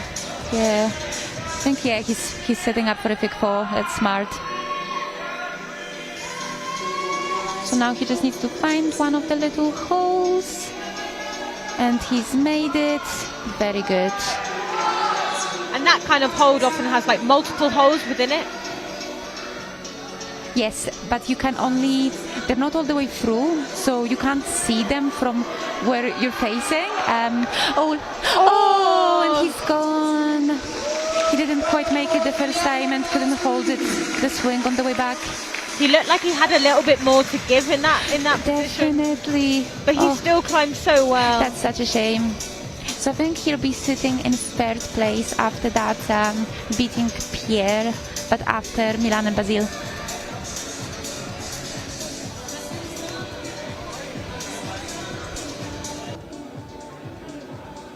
Okay, so we're now going to have a little bit of a swap. We're going to welcome Tabitha into the commentary booth instead, but thank you so much, and all of your insights were absolutely brilliant. Oh, not a problem. Thank you so much for having me. It's been a pleasure. And I look forward to seeing you in many more British Championships to come. Let's hope. See you soon. See you. Next up, from the Netherlands, let's make some noise for Annick Teepe.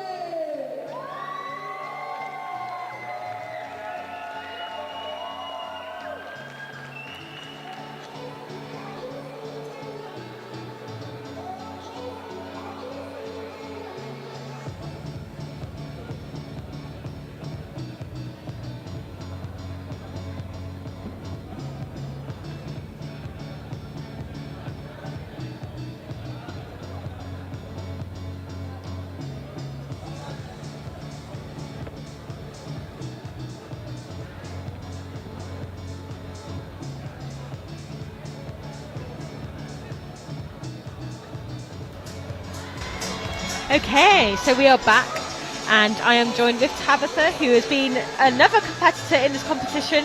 Welcome. Hi, thank you so much. Yeah, I'm buzzing to be here, so just loving the atmosphere here today. The atmosphere is brilliant, isn't it? And it's really leveled up for the finals as well. It's really nice kind of to see the support for this ever-growing sport.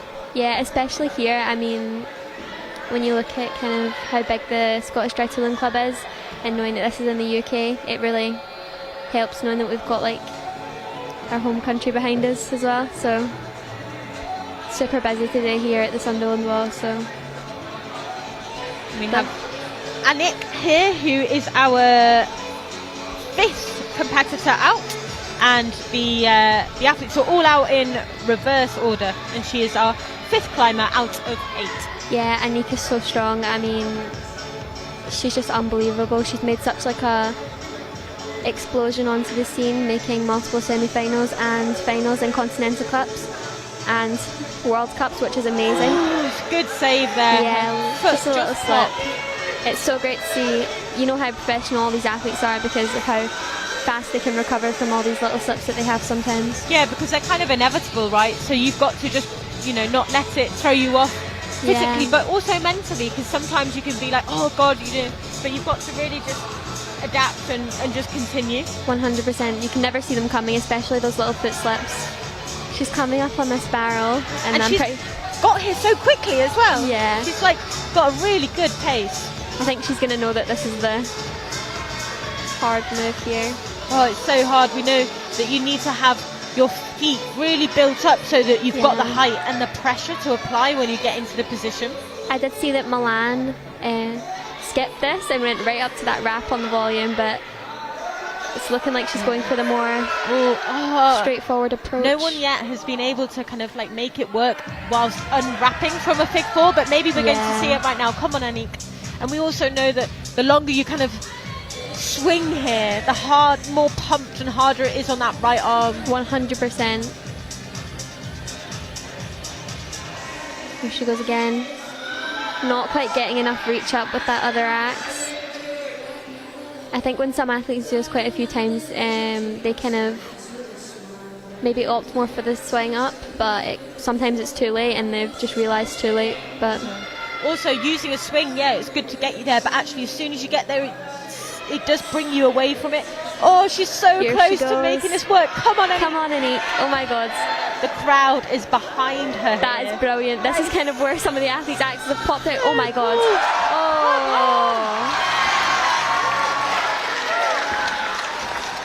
That is amazing. She made that look really good. Getting this clip in before she goes for another undercut. Come on, Annick. Making the most of that slight rest. I'm not going to call it any point. A lot better than what she was doing there. Yeah. She goes for the fig 4. Which is quite smart climbing here, I think. Yeah, she's got amazing technique. Here she goes. Come on.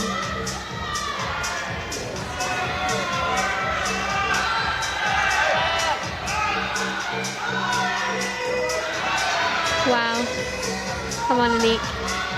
She's gonna have to go for this monster move up to this little plate on the volume. Yeah. Which we've seen quite a few people struggle with, but let's hope she has no trouble with it. She's also got to get that clip in above her at some point. Yeah, 100%. I think I was talking down there with some of my teammates about that clip. I wasn't sure if it was mandatory. There she goes. Oh, come on, Annick. Oh, when you can like see her there, you just really get a kind of context for how far away that hold is. It is so far. And this wall, you don't even realise how steep it is. I mean, I was doing my qualifiers the other day and looking at it, it wasn't that bad, but then I got to the wall and I was like, oh my God. Yeah, when you're stood underneath it, oh no. Oh, she hangs on for a moment. She almost saved that. But almost. I hope she's happy with that performance. Yeah, she got the monster move, so let's hope. And she got it as well after kind of hanging on for quite a while, so she must have been tired.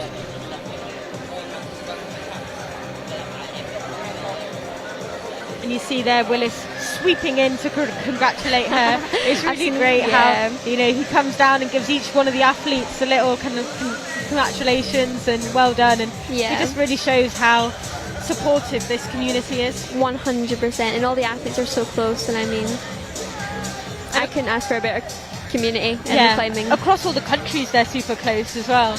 Yeah, definitely. And here in the UK you all train up in Glasgow? Yes, we train in Glasgow in the Glasgow Climbing Centre. We just opened a brand new cave, the Toolbox, which is super decked out. It is amazing. I think you can really see how much some of the athletes have improved. If someone had stumbled across this and is watching this and wants to get, have a go, have their first try at dry tooling or ice climbing, would you have any sort of kind of recommendations? Just come on down. Come on down. Take an intro class. So you run there. They run intro classes. Yeah, 100%. They run intro classes down at the Toolbox. It's amazing. It really. I mean, all you have to do is take one intro class. Yeah. You pass, and then you're in. You can use all the axes that are provided. With. If you're, near Glasgow anytime or live in Glasgow and you want to give it a go, just head over to the Toolbox, book yourself onto an intro, and you can come and have a taste of what it is in both the sport and the community that keeps bringing all of you lot back. And it's always good to think one day you could be here on this final. Yeah. Just think about it. Just think you could be swinging off a little bit hype on a rope. 100%. Pauli's quite a tall athlete, so I don't think he'll have any trouble with maybe some of the undercut moves like this one. Another climber from Finland. Such a strong team. They are amazing. I love them. They're just such a funny team. Are they? They're all so friendly. Oh, that's It's brilliant. amazing. It's really nice, you know, when you have multiple good athletes from a country. It means then you have a nice team to travel around, because it's a lot of travel doing these competitions. 100%. They recently just had their Finnish championships in Finland, so they've had quite a packed season. So. And this is the final competition of the season. Yeah, it is crazy. I don't even want it to be over. Oh, it feels like it's only just been a week. Oh, I haven't even.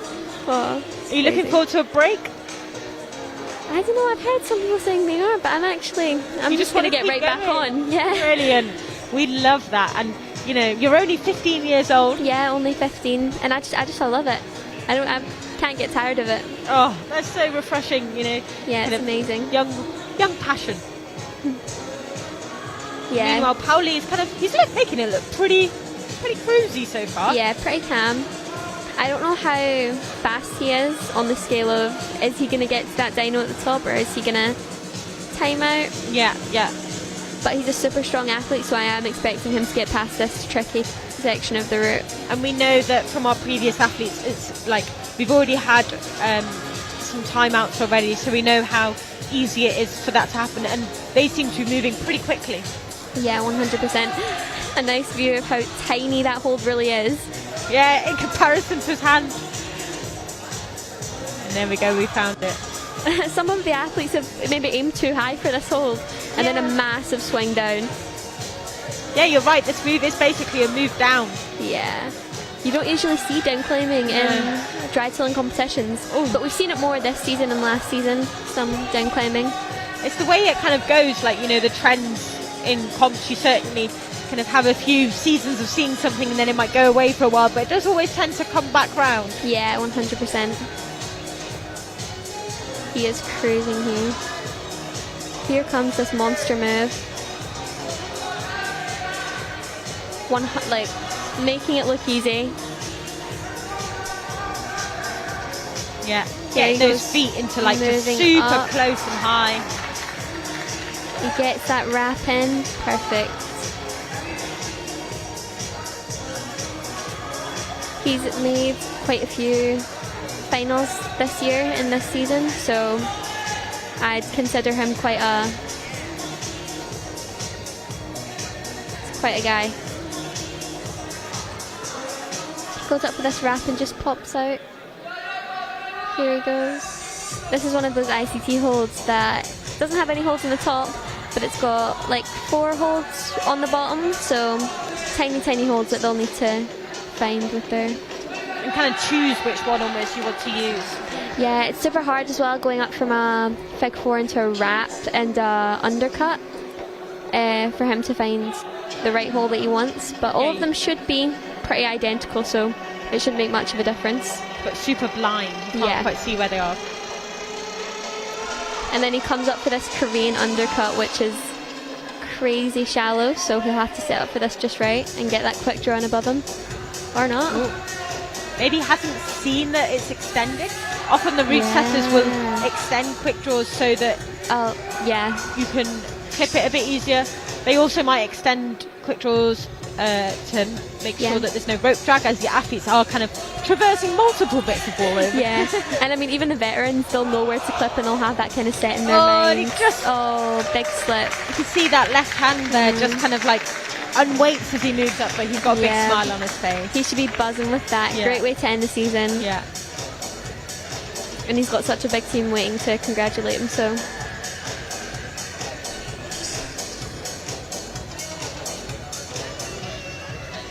And no axes were left on the wall, which I'm sure the route setters are happy about.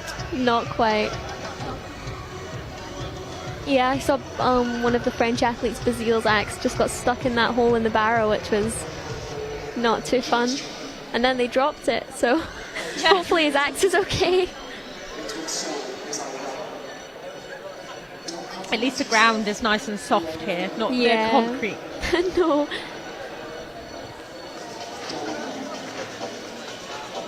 Okay, our next lady from Japan, a warm welcome to Haruko Takeuchi.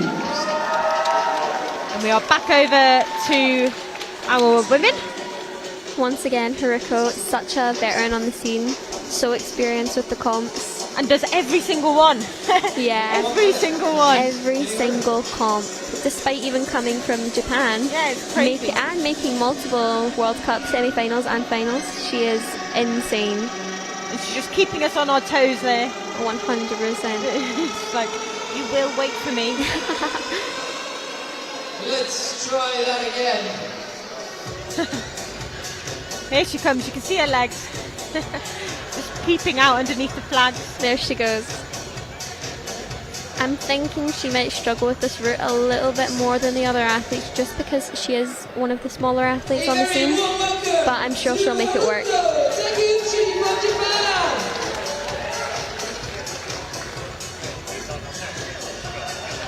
Oh, she's forgotten her axes. No, she's forgotten something. I'm not sure. Helmet. I think it's her helmet. Maybe a bit too loose. Yeah. Or not on right. I don't think it was clipped up.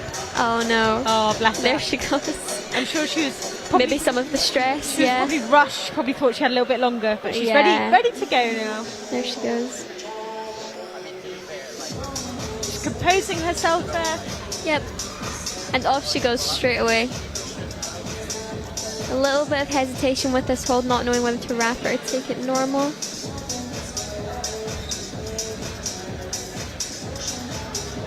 Now moving. Yeah. Super fast. Really nice, quick feet movements. And onto the box. You would expect more of these athletes to maybe look at their feet, but they never do. I guess you can kind of put them anywhere. Yeah, and I think it's just muscle memory at this point. You know, you've been on the scene for so long, you're just like 1, 2, 1, 2. You know as well, like which side of your body they need to go on based on what hold you're going to next. 100%. She comes to the more... Oh, there she goes. I'm expecting her to maybe throw a fig 4 here, but I'm not yet. There you go, predicted it. Predicted. It just gets you so much more height. Yeah. Especially, you know, she's now entering into the steep. So she's really there. Yeah. Beautiful climbing. And then she goes again. She's an amazing climber. I remember watching her in qualifiers the other day, and I was just like, oh, she did that. I might do that. Yeah. And it worked out perfectly. Yeah. It's great when you have those kind of athletes that you take inspiration from. Yeah. And she's such a friendly climber as well. I mean, giving others advice, giving younger people advice. I haven't been on the scene for as long. Just such a nice person. It's people like that as well that really set the kind of like precedent for how other people enter into the sport. Yeah, and I mean, you could be the most amazing climber in the world, but not friendly, and that could put you down in the ranks 100%. Yeah, it's just so much nicer. Yeah. Why not be amazing and nice? And oh, she sticks that. She gets it. Oh, she just pops up and swings down. Oh. It is such a risky move. And she's looking at her axe, kind of like what happened. Yeah. That is so sad. She did sign it against the wall, which is a bit more of a kind of... It's hard when it's so shallow. Yeah, it's such a shallow hold. I mean, the Dennis have multiple type of holds. We've got some steep ones, and then we've got some shallow ones, which that is. So, checking on her pecs there. Oh, she was on and she was committed and she was basically moving in the right direction. It just ripped out. Yeah. And that's really sad because I feel like we could have seen a lot more from her on the wall. She will get the point on that hold though, so that might put her up in the women's a bit, because most of the athletes are just getting the control, but not getting the full point. So.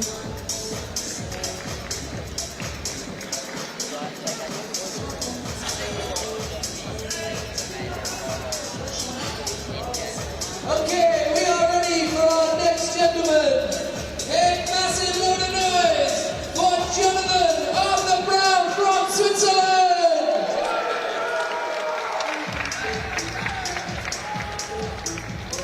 Jonathan is such a strong climber.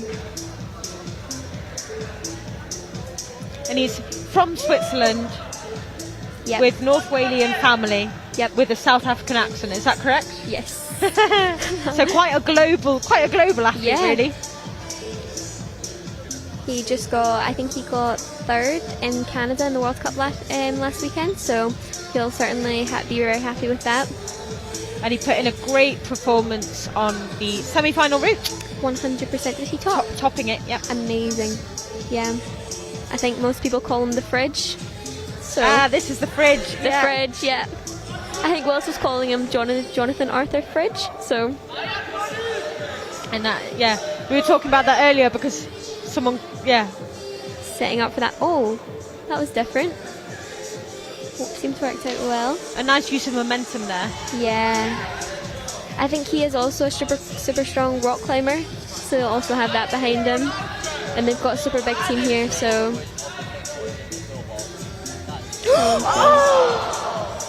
No! Oh, he's going to be devastated with that. He will. And the crowd give him a cheer, but I think everyone That can is feel such a that. shame. His foot literally just popped, and It's so unpredictable. You never know what's going to happen. Waving to the crowd though. And the Juana, the head judge, comes over and comforts him a bit, but. And then we've got Scott Deedy, one of the route setters here. Just checking, the officials are just checking to make sure that the hold wasn't damaged. Sometimes, obviously, when you're using sharp objects on holds, you can cause some damage. Yeah, and also those are granite, so they're probably more prone to breaking than the others. Oh, that's so harsh when especially when you've travelled from pretty far and you've been Such training. a shame. And he's come and he's made the finals and he's and put you in know the work. how much he had to give. And we want to see the athletes on these routes. They want to climb the routes, and when you you really want the best climber to win, and then when one of the best climbers in the field just slips for 100%. No kind of he'll have so much more in the tank there, but and we're just waiting to see if they are going to make a decision about that hold, whether it is damaged or not. I'm not too sure. They're just talking in the climb. Next up for the ladies from Liechtenstein, we have Lorena Beck. Another one of the Beck sisters. They are both so experienced. And Lorena only being 19, if I'm correct. Wow, incredible. It is insane. She's made multiple World Cup podiums in speeds. Oh, never mind. Never mind. Bit of a slip up there, but Olga. From Poland. Amazing athlete. Such a friendly athlete as well. Oh, brilliant. She is just such a good person. Once again, one of the people that I would say is an amazing climber and such an amazing person. And that stands for so much, doesn't it? Yeah.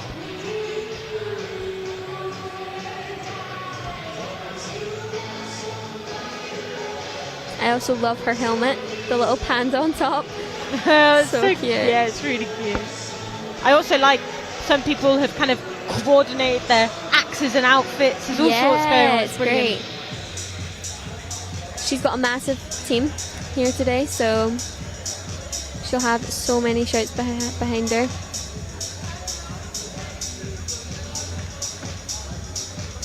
Yeah, the encouragement here is absolutely brilliant from the crowd and the teammates. She moves up to that smart stone, which has a tiny, tiny little dot on the top, so lots of accuracy needed there.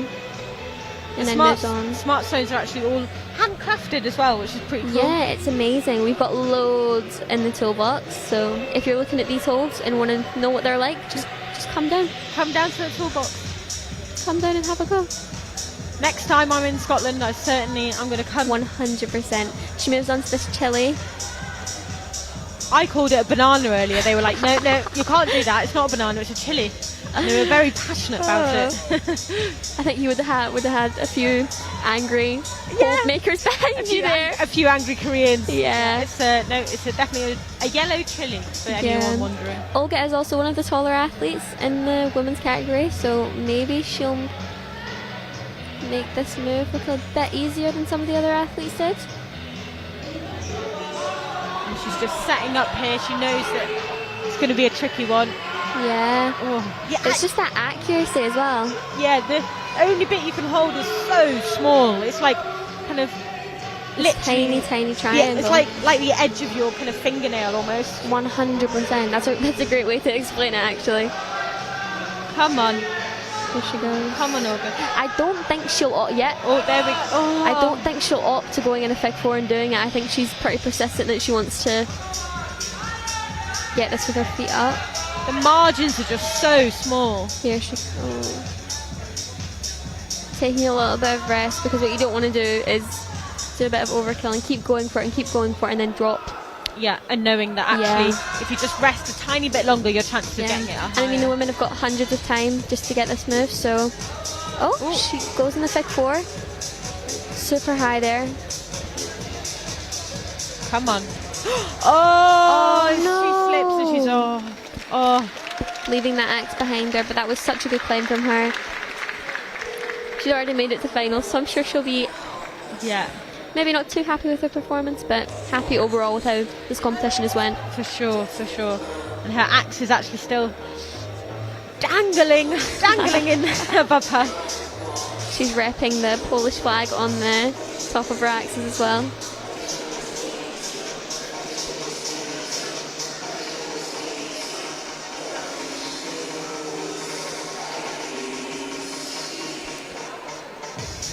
There they go, getting that axe down.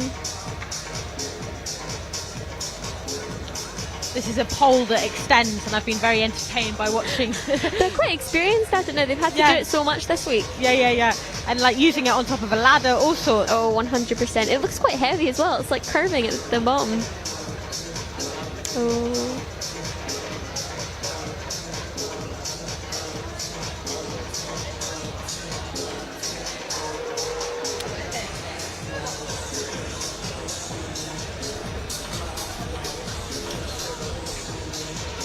There's a lot of definitely a lot of problem solving involved in ice climbing, getting axes.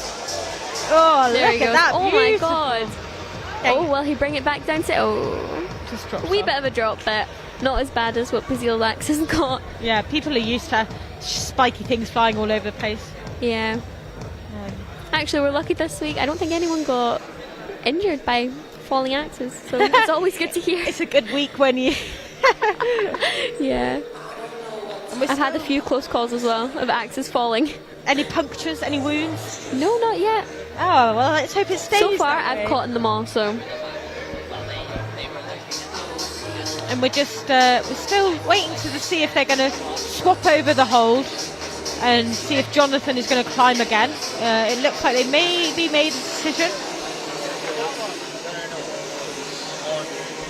Luckily, the hold is basically at the floor, so it's not too hard for the route setters to swap it over. No, it's pretty low down, so they'll just get on that really quickly and then hopefully Yeah, they are. The next route men. setters are swapping over one of the holds.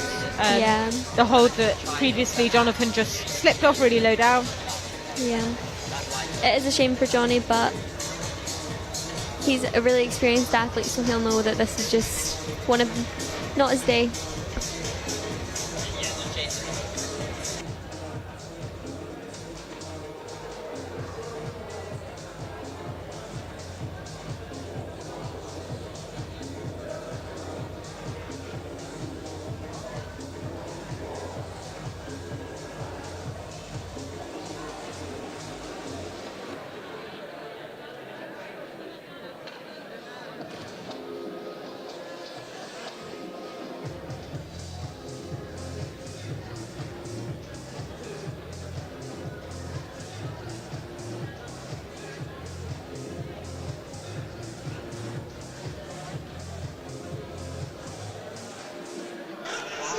So there you can see that they've swapped over one of the holds, but unfortunately it looks like Jonathan broke it rather than it being broken before he got there, and it doesn't look like he's going to be able to climb again, which is really unfortunate for him. Yeah, it's a shame. But like you were saying, that is part of the sport. It can be pretty brutal sometimes. I mean, you look at how he did last week, getting a World Cup podium, yeah, and then you look at how he's and doing then the this next, week. Anything can happen. It just shows that I think you can never be complacent with where you are, and you've always got to like climb your hardest and concentrate fully. Maybe that was a slight lapse in concentration, or maybe it was just luck. Like you do just slip sometimes. It could count on a foot slip if you're not kicking hard enough, or if your front point just comes out, or it could count on you've not got the right type of pick on your axes. Yeah, it can for really sure. be anything. Because within kit there is quite a lot of, you know, difference, and it is up to you what you choose to use. Yeah, 100%. We're ready to restart the men. So we're going to restart with the men's final here. Okay, a warm welcome from Liechtenstein, Andreas Gantner. So we have Andreas Gantner coming up. Yeah, this is just one of the Gantner brothers. There's another one coming just a bit later. They both qualified for finals, so it is absolutely amazing. They're both such strong brothers as well.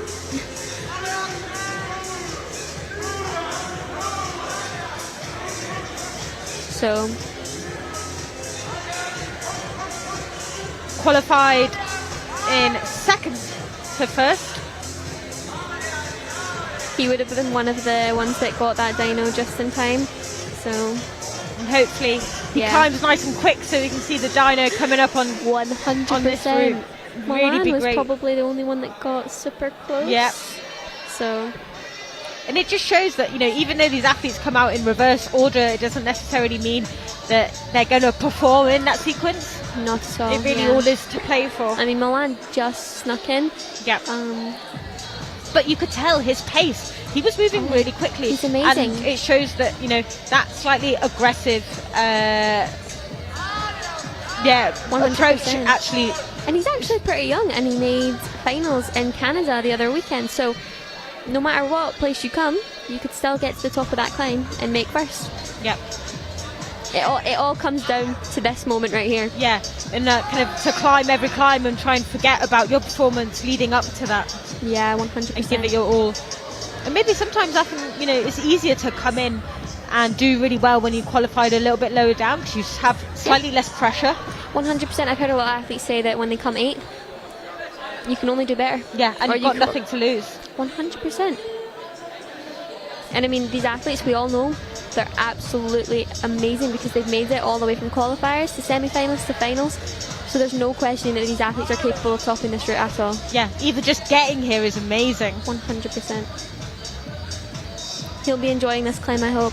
All the routes this weekend have been so well set. Just finding that little Korean. Everyone seems to be overestimating how tall it is. Yeah. They're like looking up and then They just like below. expect the route setters to have hidden it. Yeah. Oh, looks super chill even though he's just swinging around on one arm. Yeah, that's what I was saying. They're just like, they recover so well. Come on, Andreas. The Liechtenstein team is so strong. They're absolute machines. Yeah. Just getting that draw in there. I'm hoping he'll get this move no bother. Come on. Another foot slip, but he'll kick back in. Worked out Come maybe on. in his favour because he's now got a foot in a good position, hopefully. Oh, Oh, that looked like a good position. It just looked like maybe he didn't shake out enough before he went again. So yeah. he'll definitely reaffirm his position and then, yeah. Come on. One more time, come on. First try. There. Yeah. Oh, he just slips out, He but just manages pops to out. save This it. could also be a point of, you know, maybe his picks aren't sharp enough. Yeah. It can always come down to that as well. Or you like know? maybe it's slightly too big to Yeah, fit in. 100%. Oh, and he's really struggling. He's just not getting it in. Or like as soon as he weights it and moves up, it seems to. Yeah, he might be styling it a bit too low, so he might just have to. I'm There we go. curious to why he's not going maybe a little bit further along the barrel, but maybe I'm wrong in saying that. Oh, so draining. He's really struggling to get any pressure out of that. He'll be really pushing hard to get this in.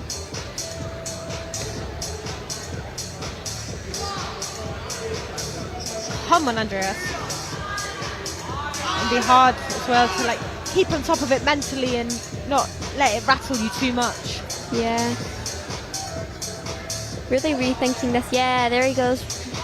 One more along the barrel. High foot, come on. He gets that in. And let's hope this time. Yep. I think it might be his picks. Yeah, It's really he's- not happening for him. No. And so, I think he might be negotiating skip at this point. yeah. If he's seen that it's Not in range working. of his reach. And so what will it be about the pick that is making it particularly hard? It could be the tip of his pick. Usually it's the tip that has the issues. So it could either be that it's too blunt, or maybe he's damaged it on one of the other holds and it's just not working for him. Yeah, for sure. Considering lots of the holds are metal or made out of granite, they could quite easily... And he's making it work. Here he goes. Yes. Oh, what a man. I bet he is so relieved right now to have just made it past that point. What a guy. Here he goes. He knows that will have eaten away. Yeah. A hell of a lot of energy and time as well. 100%. The men have got 6 minutes, so a long time. Although this wall is massive. And if 6 minutes is not long enough to get to... No. And if he wants to get to the top of that route, he's going to have to machine through this lower section. Run, basically. Run vertically up this plywood. 100%. And the people here are screaming. They're going mental for him. Screaming to get him to the top. Come on. I was thinking that the route starters made this slightly too hard for men and women, but yeah, it seems to be like...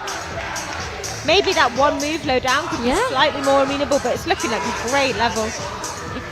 You've got to remember as well, the climbers have climbed 4 qualifiers and a semi-final, and then only 2 hours later climb a final on the same day. Like, they're going to be pretty tired by now. 100%.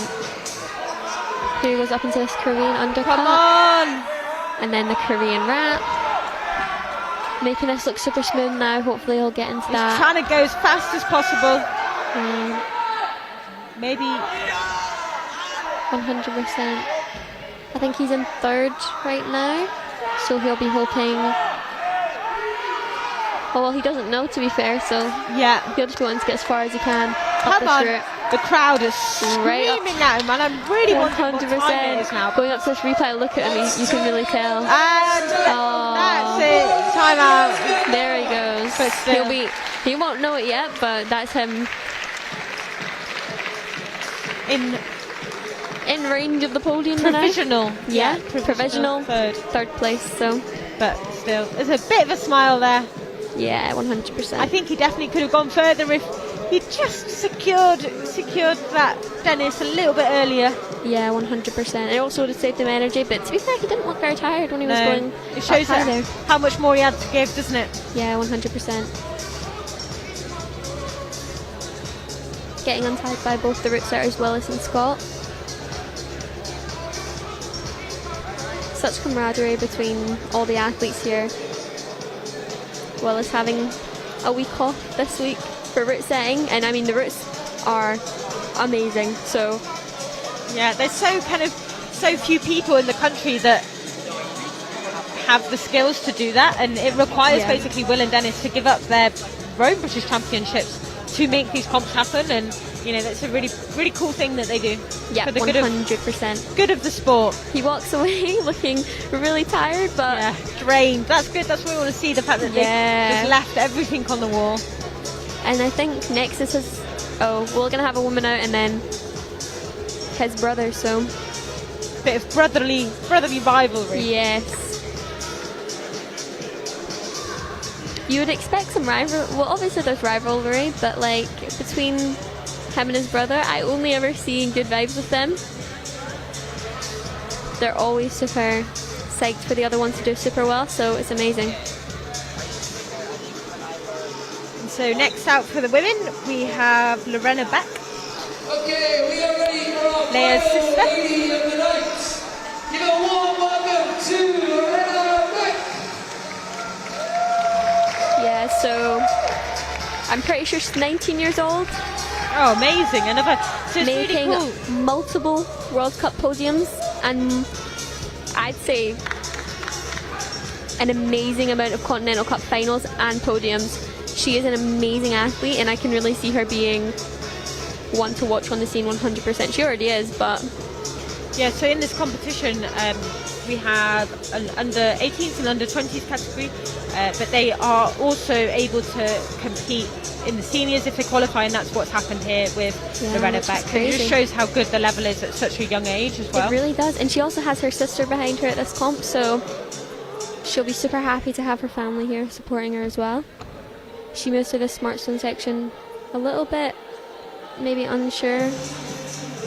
Yeah, it's tricky when you've got the options of which orientation to use your X, and obviously once you commit to one and start moving up, you can't really come down, or it's a bit more risky to come down again. And also some of these athletes, they could not even know any of these holds. They're coming into this competition, and I mean, I knew most of the holds here because it's my home country, but like the athletes from Haruko, for example, if she had come here and she maybe didn't know some of the holds, it could maybe put a unfair advantage. Yeah, for sure. But you know, lots of these holds are the same style of holds that would get used at World Cups. Yeah, 100%. And Continental Cups. I was flabbergasted when we went away to Korea, and I was like, I know none of these. What's going on? But yeah, she moves up through this section really, really smooth. You can really see the angle of how steep this wall is now. Yeah, not opting for a fig 4 there, which is just shows she doesn't need it. No, she's really like, she can climb really well front on. Yeah, she's super confident in the way she climbs, not really second guessing anything, going for it super head on, and she'll know this is the last stretch and she'll want to get this in. Yeah.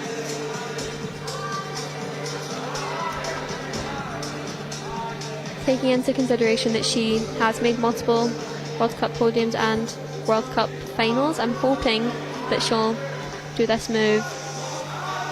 Yeah, we want to see her getting high up. Yeah, want to see it first time. Yeah. And then I want to see that dyno. Yeah. We've only got like... Come on, Lorena. It's down to you. Come on, do it for the women. Celebrating International Women's Day yesterday. Here she goes. Oh! She saves it. She saves it. She's still on. Hanging down. What a legendary shot. Here she goes. The crowd really getting behind her here. What a save that was. I think that might have been the save of the competition. Yeah, that was a massive effort from her. Just shows how much she wanted it. Yeah, she gets her feet so high, setting up for this move. Misses it. Get the accuracy. Again.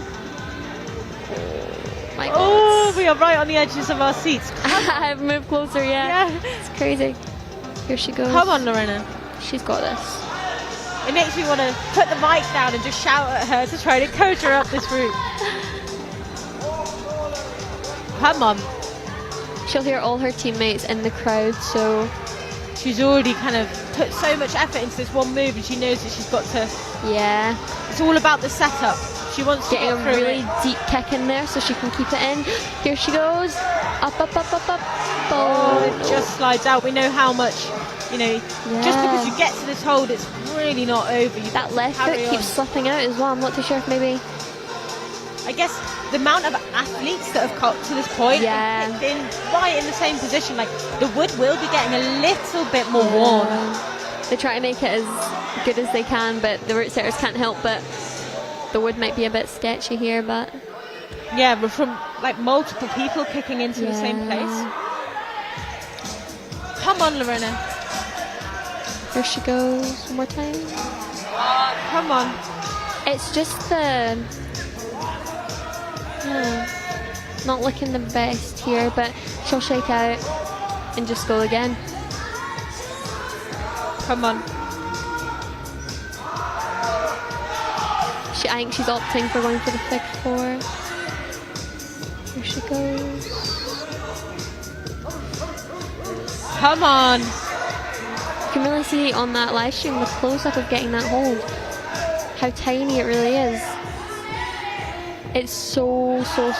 Yes! And she's going to go for a... Here she goes. Try and skip it. Maybe having a wee bit of a head shake there. Not knowing quite what she to knows do. She's getting it. I think she wants that skip. Yes, Lorena, come on. Come on. Again. Come on. Oh, it's just after trying that move so many times, she's going to be tired right now. Yeah, so drained. Hyping up the crowd a little bit. I'm not too sure if that was an accidental hype, but definitely got them hyped. Anyway, come on. Create that momentum. She goes back for the undercut. There she goes. No.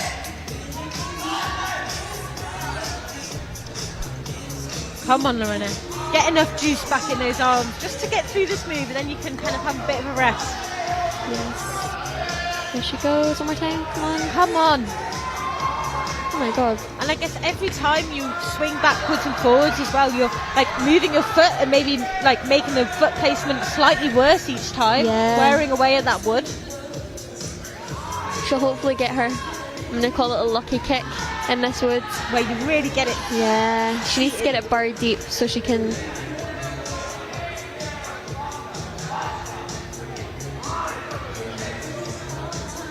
Come on, Lorena. Our final climber out this evening for the women. Massive shake. Come on, Lorena. Come on, you can make it count. Everyone in the centre is just willing her to make it work. Come on, Lorena. Come on. She also only has 6 minutes, and I feel think like she's on her last limbs for this. Yeah. 1 minute remaining, Lorena. That's her got 1 minute left, so she'll need to really give this a massive effort. Come on. Oh, she must be getting so tired on that right arm. Leans her head back, shaking really aggressively. Come on, Lorena. Tell by her facial expressions. I wonder if she'll maybe try and go for the skip again, or if she's going to keep just opting for this. Oh, it's almost hard to watch. Yeah, okay. She goes for the fig 4 into the undercut one more time. Come on, Lorena. It's just when you come from the fig 4, you're like so much further right that actually the angle is so hard to make. It might also be the angle of her axis. I don't know. Because her sister, who has the same axis, I'm pretty sure also had trouble. Yep. And along with a few other athletes. You never know. Yeah, there she goes.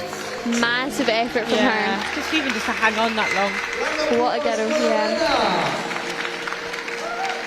She is a machine. And that will move her into 4th position, I'm pretty sure. Just missing out on the podium. If you do want to have a look at the results on the UIAA.results.info, that is where you will find them. They aren't quite instant, but basically are. Yeah. There you go, just you can see her chatting there with the head setter, Willis Morris, who is also an amazing athlete, recently getting into finals in a World Cup. First male finalist at a World Cup. Who? Willis. Oh, yeah, he's amazing. First male British finalist. He's such a strong climber. And gives so much energy to the sport in general, 100%. Not just for his own climbing, but for the good of others. And having him as a coach, I think it's really, it helped everyone's ability to climb. Yeah, you can just tell that he's... Even the athletes that have come from all the way from Japan, Liechtenstein, it's helping all around. And he's put such an effort in this week to make this competition good for these athletes. He knows it's their last competition. Yeah, and he really wants to make it worthwhile their travel as well. Exactly. Haruko, travelling all the way from Japan, all the other Sunderland. athletes. Yeah, exactly. So he'll really want to make this hopefully one of the best comps this season. So we will be moving on to our final male athlete of the evening.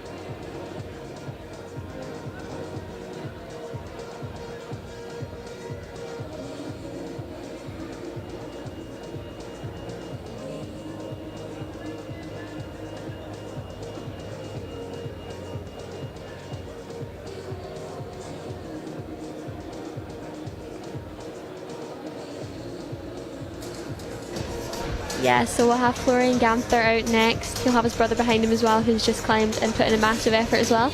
So he gave it big licks in semi-finals. getting the top and getting that massive dyno, but he's got an even bigger dyno to come up. So yeah, we haven't seen yet that. No, I'm really hoping someone will do this. Florian is our last chance. Come on, if he doesn't do this, I don't know what I'm going to do. Give the crowd what everyone wants. Exactly. And I mean, this dyno looks unbelievable. It's so far. It's so far. I keep looking up at it and I'm like, there's no way. Surely not. I know. Well, this is really making these athletes work hard for this podium, so. Yeah, that's what they want though. They want hard routes. Exactly. You don't want to come out to finals and be like, oh, yeah, this is. And you know, like we were speaking earlier about, like if everyone tops it, it makes it into a speed competition effectively. Exactly. And, It's actually happened at a few competitions where every single woman has topped a route, and it's all come down to time and qualifiers. Yeah, and there we go. Look, you can just see the results there.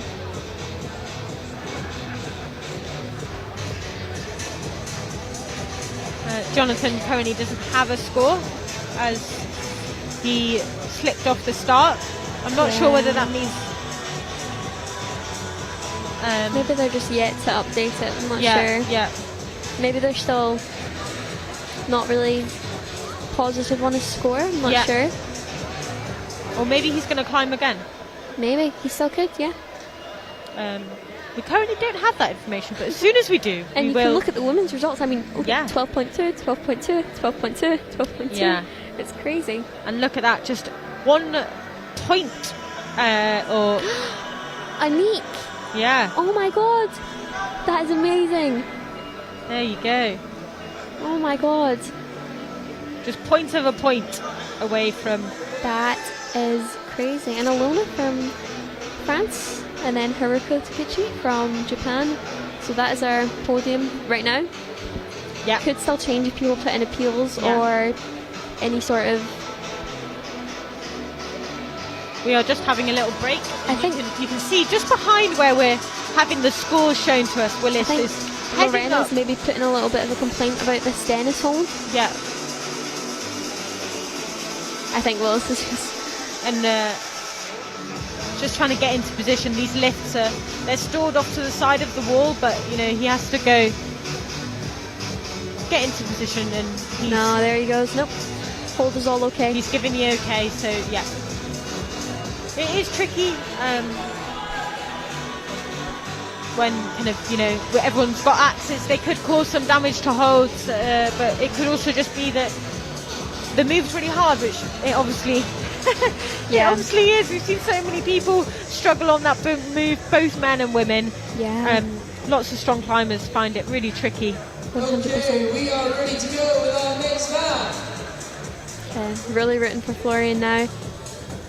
Really hoping he gets us in. We are going to bring out next Florian Gantner from Liechtenstein. Let's have a massive round of applause. It's crazy. Liechtenstein has 4 athletes in the finals. They're such a big team. We've got Lea Beck, Lorena Beck, Florian Gantner and Andreas Gantner. Yeah, it's brilliant. You can kind of see them all hanging out here. Such a big team on the scene. So I'm hoping that he gives us the top today, or at least the dyno. I've been told they're a cool team as well. They're so cool. Yeah. Sometimes I'm a wee bit intimidated by them, but then I'm like, they're just such good climbers. Tightening up those boots, and then let's hope. All I'm asking for is for him to stick this dyno. That's all I need.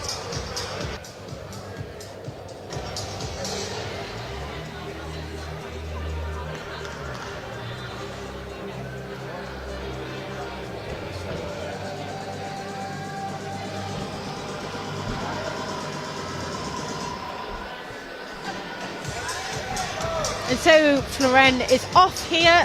Super duper confident start. Through the pipe. Amazing. Here he goes for these double undercuts, which Johnny slipped off super early, but let's hope he sticks these. Yep. Through that tricky section, then up against these super slippy smart stones.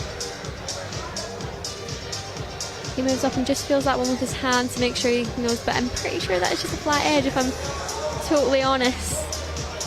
And I've just been told that Jonathan is going to climb again. Oh. So they obviously decided that hold was damaged before his climb, so that's why we didn't see a result. So, yep, after Florian, we will see Jonathan. Okay.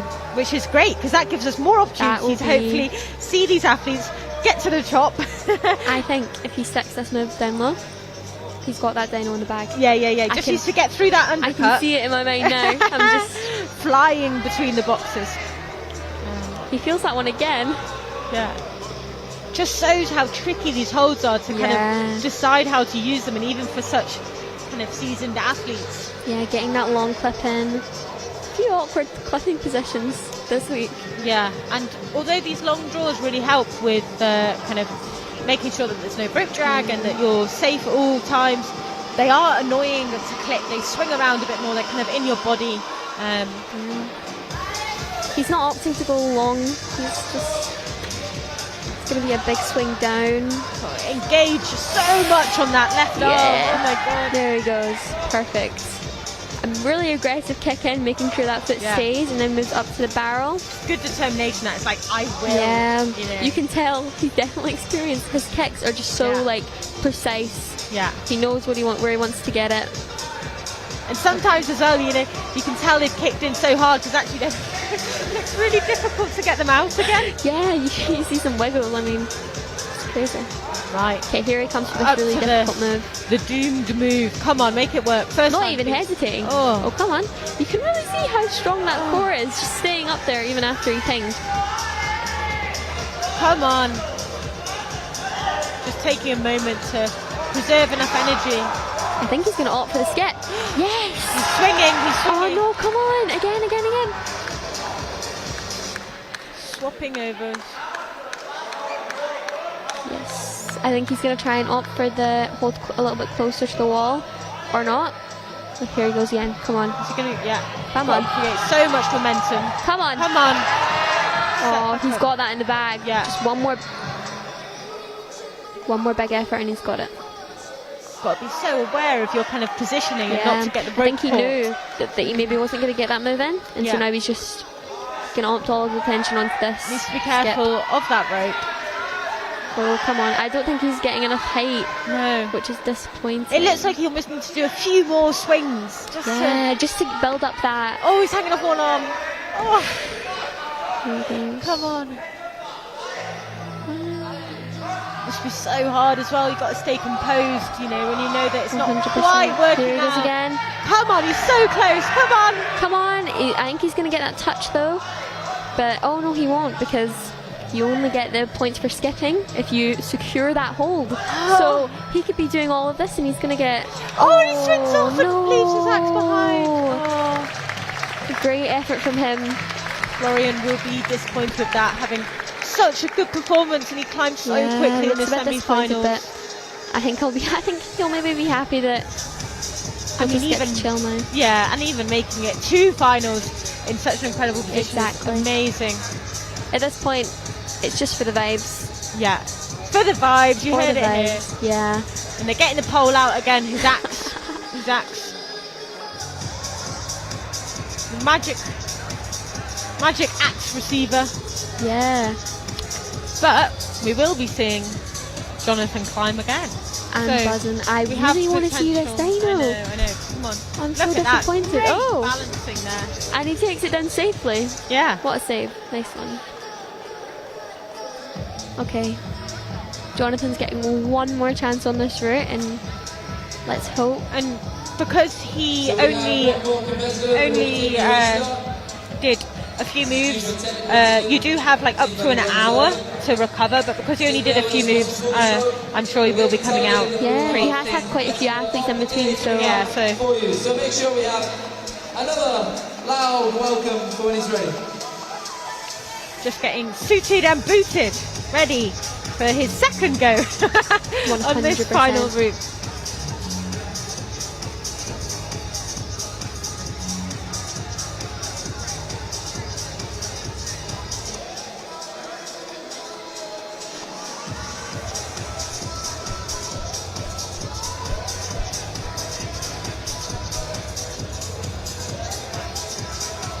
This centre is in somewhat being fairly cruel. I can smell the smell of pizza wafting up. Oh, it is amazing. I think I've had 2 this weekend. It's not Brilliant. It's a terrible thing for me to do, but No. the pizza is amazing. You've been climbing hard. You deserve that pizza. Yeah. From Switzerland, Jonathan Arthur Brown. And we have Jonathan Brown coming back onto the stage here. One more time. He'll know this is all or nothing here. Yeah. Here he comes out, his second walk of the day. Hopefully that kind of first slip won't have too much of an effect on his mental He's very calm. Yeah. Very well. At least his face always looks very calm. He doesn't look too stressed out about anything really. So I'm hoping. He is I'm really composed, hoping. ready to go. Yeah. Okay. Here he goes. And he's off. This is his time to recover. I'm sure he will go through this section with I think good he'll maybe go a control. little bit more careful than he did the last Everyone time. is holding their breath. Oh, he doesn't do that as smooth as he did the last time, but Maybe he's feeling that pressure, not Yeah. wanting to kind of... watching these holds super closely. Here he goes. Up. knows how much there is. Yes, To lose. perfect. Okay, into this undercut. Come on. Yes. Come on, Johnny. And he gets through that lower sequence perfectly. Triple checking that hold. I don't know if that is super... Is it on? It looks like it's just on the edge, but yeah. Oh, it just slipped off, but he managed to kind of... That's you one know- thing as well. Some of these athletes, they won't even get it in the right place and they'll just be like, nope, Commit. off I go. Yeah. That's great. Oh, he's Okay. almost out of this undercut section. I'm sure he'll be very, Yeah. very glad of it. Here it goes, all or nothing here. Can hear some big shouts for him here in the He's got a centre. massive team here, so he's going to have loads of people behind him. Look at that lock off. He's just showing off now. This is why they call him the fridge. The fridge. The fridge. Yeah, so I can see it now. I get it. Come Yeah. on, fridge. I didn't get it at first, and then I seen him climbing. I was like, Oh, oh, okay, yeah. I get it now. He is just a powerhouse. I mean, all the Swiss are a powerhouse, but Johnny Brown is just like, when I watch him climb, I'm like, oh my god. He's just feeling So very smooth. good tactics there, just Yeah. using his hand to feel where that hold is, because Because when you're reading the can't- route down really down low, Yeah. you're not going to be able to see that. yeah, There he's he got to goes. control this tricky swing here, Yeah. and that is a slippy hold. Oh, he did that really, really smooth. Yeah, so much tension there. You can just see kind of Yeah. Okay, here he moving goes. through this section. Not super fast, but I think No, it's I think more after... important in this to like not make any mistakes, climb nice and securely. Yeah, and I think he'll know maybe that after this move, he's going to get to move super fast up into that last hold, hopefully. I'm crossing my fingers. Now let's see this move. Oh my god. He's moving through it. Come on. Come on. Come on. Oh, what a Oh. I think everyone in the building Okay, has just this is sighed it. a collective sigh. He This knows. is it. Come on. Come on, Johnny. He's going to know by those cheers that this is it. Come on. Now he just needs to try and climb as fast as possible. Can hear all the Swiss going. Yeah. Ali. Ali, come on. One more time. He doesn't even... Come on, Johnny. Perfect. Oh my god. Choosing I to... think we're going to see a top. I don't want to jinx it, but knock on wood. Come on. Come on, Johnny. Double clip here. Smart. Yeah.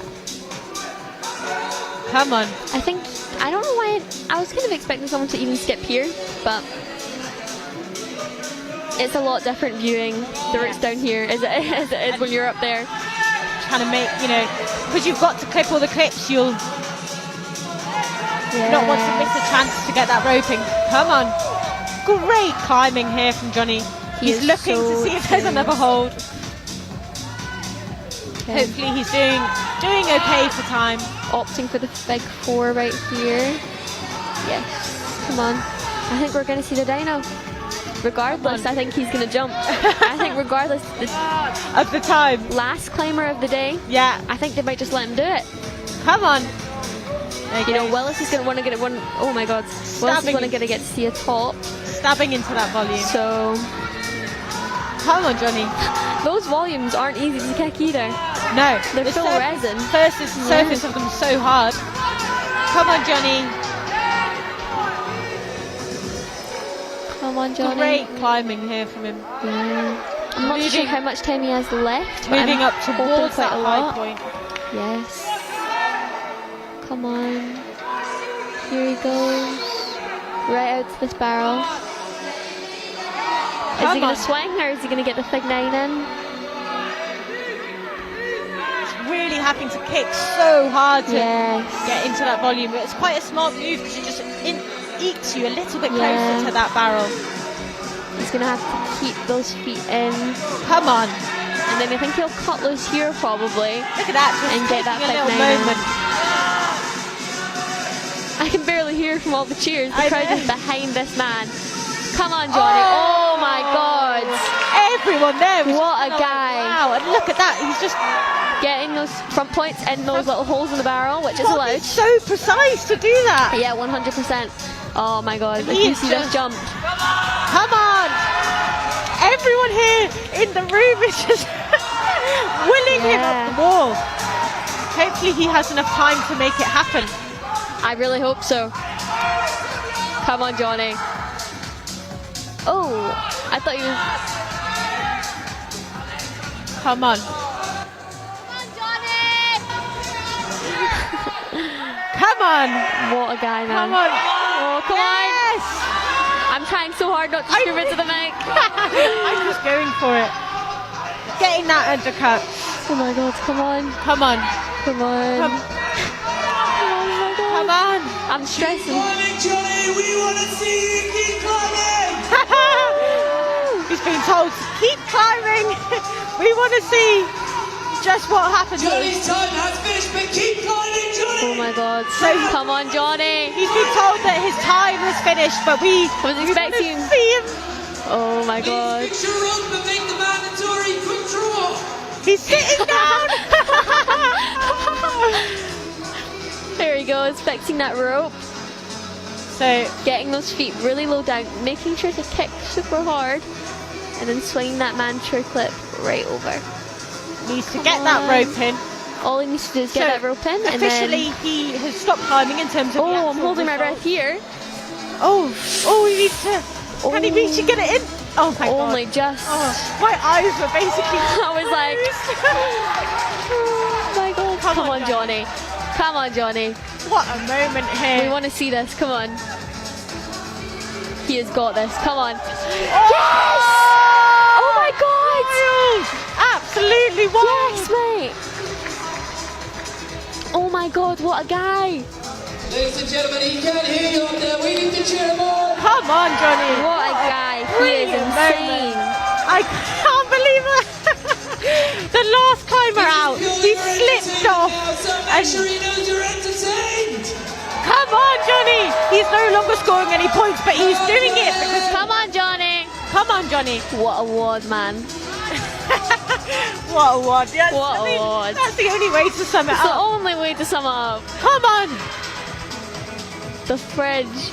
Come on. Oh my God. Come on. That was amazing. Come on, Johnny. I don't know if you can hear, but he's being encouraged to not clip, but he is clipping. Yeah. And there it is. Woo! I think he's going to climb on top of that box, maybe, and take a flip down. Oh.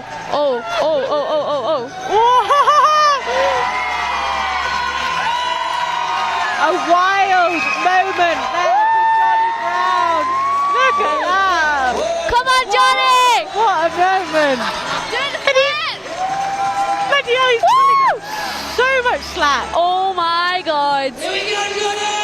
This man is crazy. Do not encourage this at home. Woo! Yeah, don't do this at home. Look at that. Wild scenes here in Sunderland. Thank you so much for watching. Look at him. Oh my God. What an incredible Still looking so content and just super calm. That is And probably a little bit tired. That is so 23 metres of climbing. Oh my God. What an experience. Now, we're just going to get the podiums together and you will see our winners be crowned. Thank you so much for watching. I hope that the commentary was satisfactory. I hope I didn't make you deaf. Yeah, I know. Yeah, but what a show! Oh my God! The athletes climbed so well. Thank you to the athletes. Thank you to the sponsors, and thank you to everyone that helped put this competition together. Yep. Thank you so much for having me. Oh, thank you. Goodbye. Goodbye.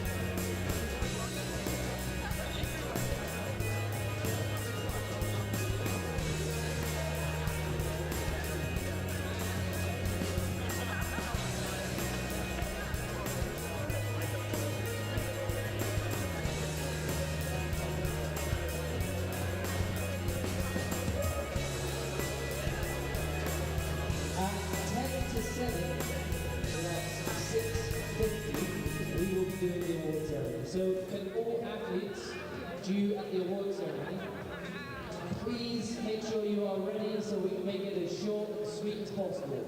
So athletes that are on the podium for the Continental Cup here in Sunderland, the Continental Cup overall, the youth categories of those, and the British Ice Climbing Championships, Senior, U20, U18, U16. Can you please make sure you are ready to go onto the podium? This will take a while if you guys are not ready.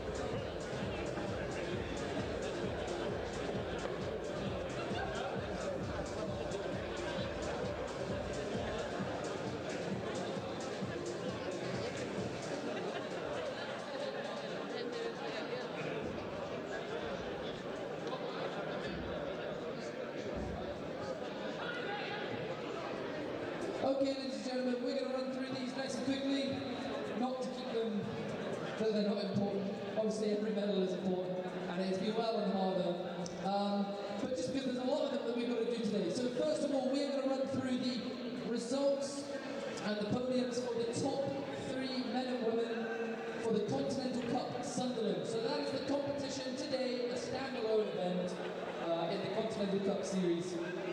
So we're going to do the top 3 U18 boys. So in third place, can we please ask from Great Britain for the U18s, Alan Forrest.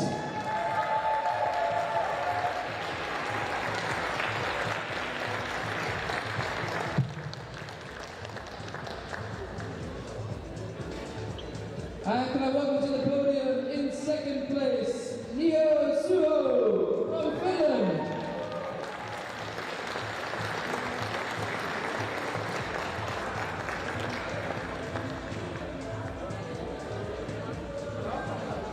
And taking the gold medal from Switzerland, Gillian Blase.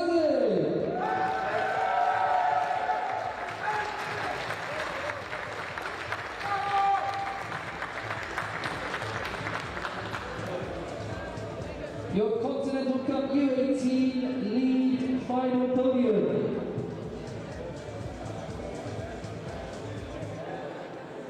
Round of applause for these young lads.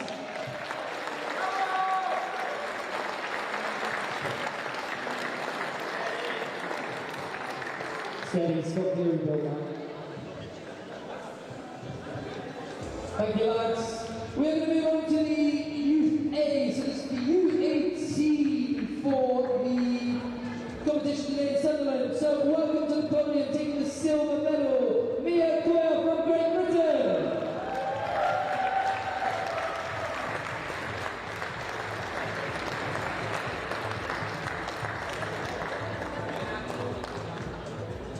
And taking the gold medal, Tabitha O'Carroll, also from Great Britain.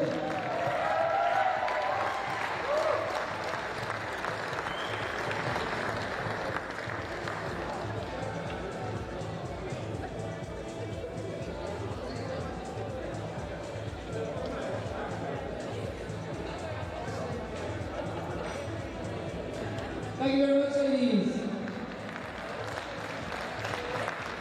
Next we will have the U20 females. So in third place, go over to the podium from Great Britain, Nina Henderson.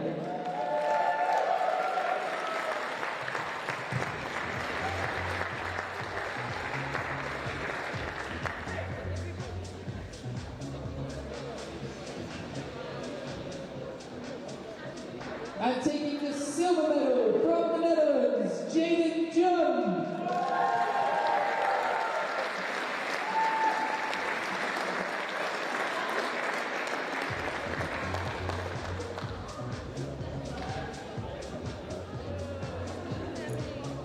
And your U20 gold medalist from Great Britain, let's hear it for Kasha Ogilvie.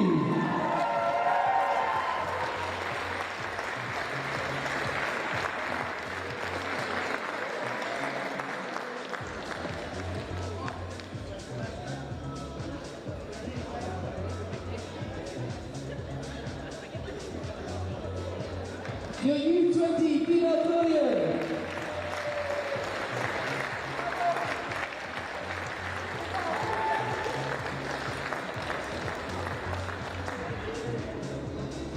Next we will have the male category, U20, so go up to the podium in third place from Switzerland, Benedict Lurch.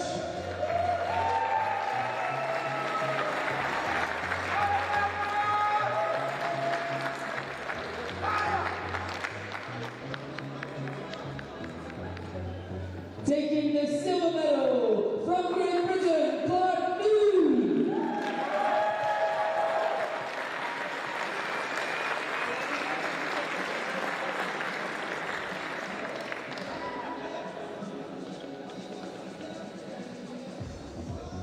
And the same for all these boys, no stranger to the podium. Welcome to Rory Watson from Great Britain, taking the gold medal.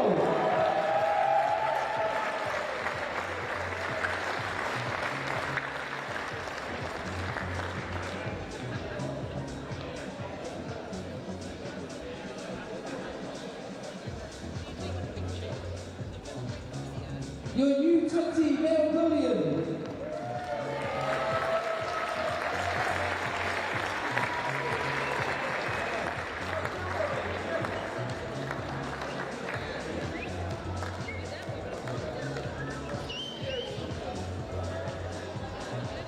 Next, we will run the women's league final results with the podium for today in Sunderland. So can I welcome the ladies?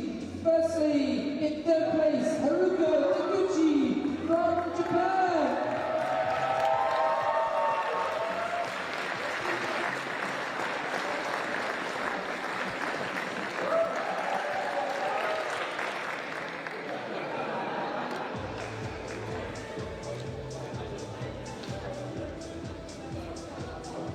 In second place with the silver medal from France, Ilona Serrar.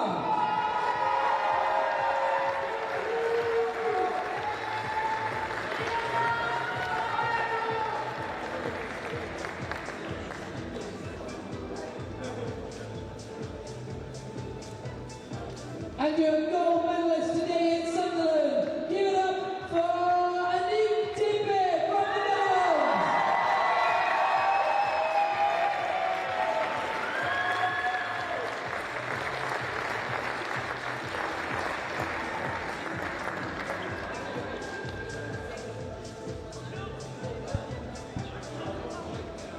Your senior female podium, let's hear it for them.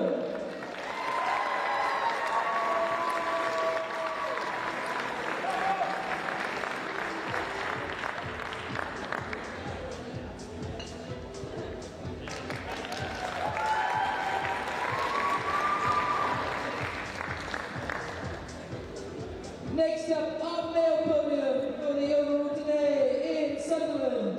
Welcome to the podium in third place, Basile Fetet from France.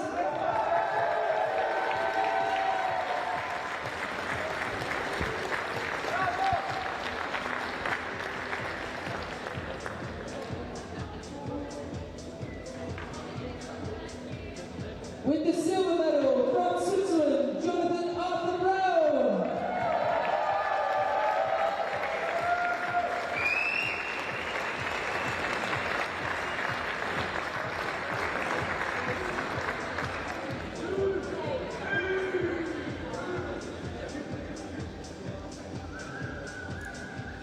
And with the gold medal, your men's number one place goes to Team France with Milan Pellissier.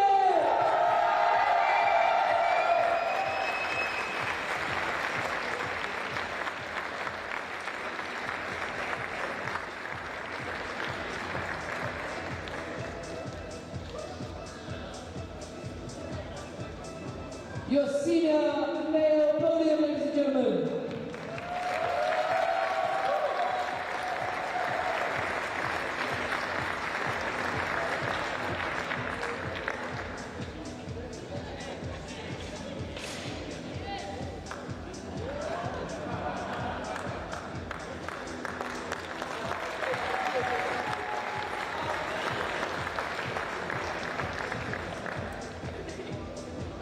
Let me take a selfie.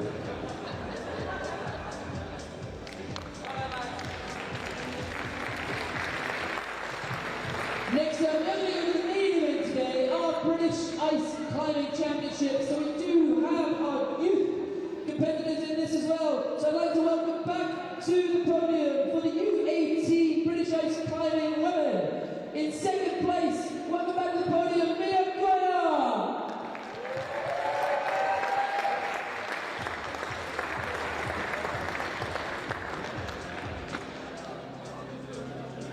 And in first place, your new U18 British Ice Climbing Champion, Tabitha O'Carroll.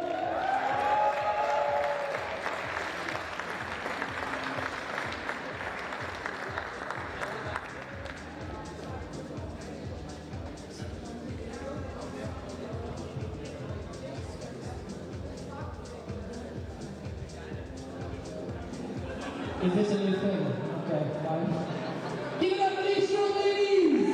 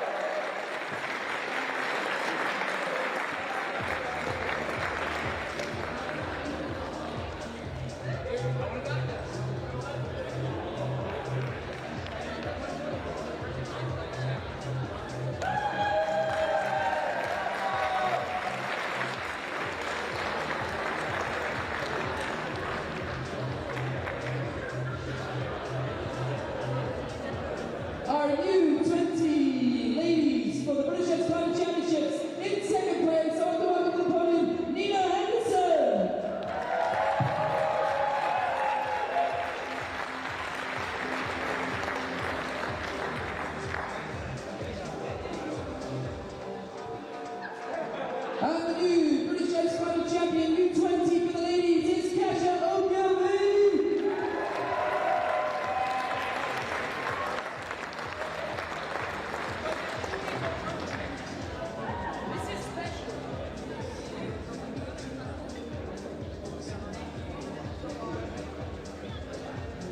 Your U20 British Ice Climbing Champions.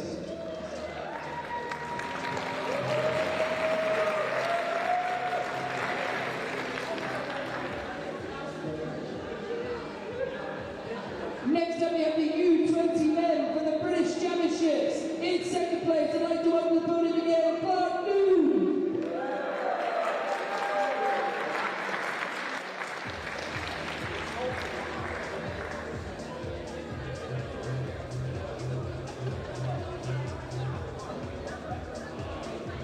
And your new U20 champion, Rory Watson.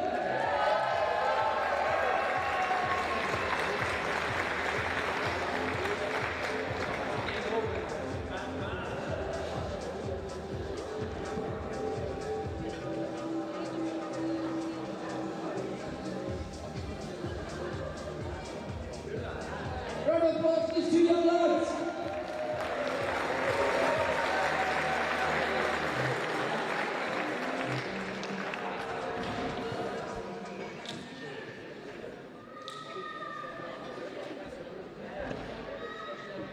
Next up, the British Ice Climbing Championships senior podium. I'd like to welcome the podium once again. In third place, Pierre Keller.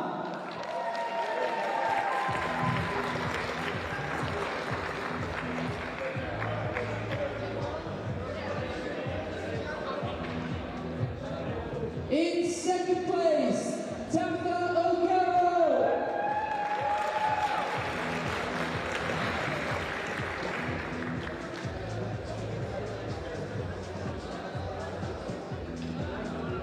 And your new senior British Ice Climbing champion is Kasha Ogilvie.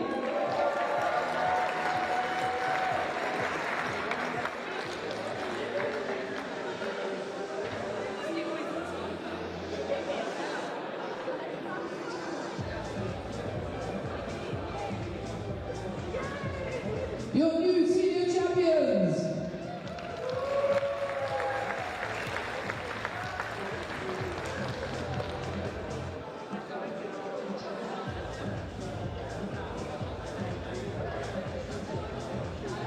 And finally, I'd like to invite to the podium for the British Ice Climbing Championships male category in third place, Robert Grinda.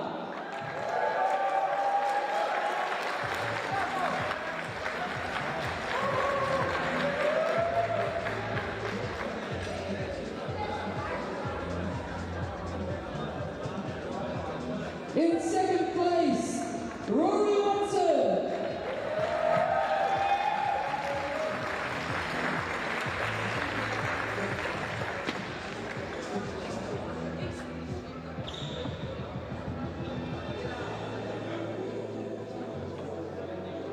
And your new British Ice Climbing Champion, senior male, Sam Pinkton.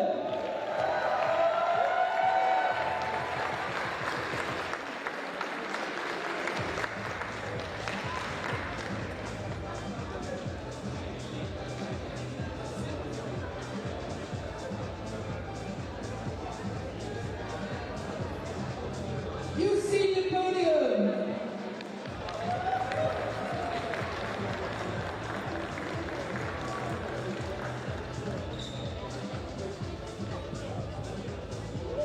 Okay, we are moving on. Last but not least, to the overalls for the Continental Cup for the 24-25 season. I'd like to welcome the podium for the U18 women in third place, Milan Pellissier,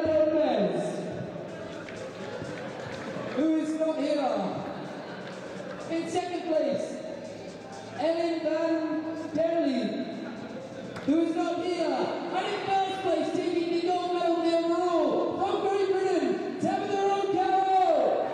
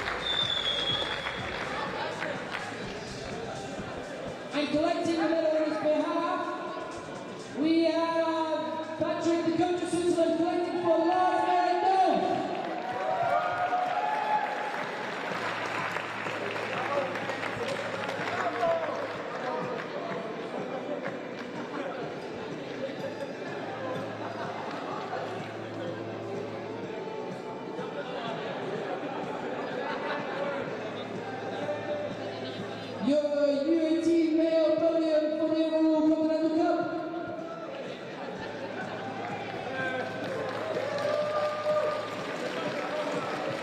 In the U20 category, arriving to the podium in third place, Maria Santos Gonzalez from Spain.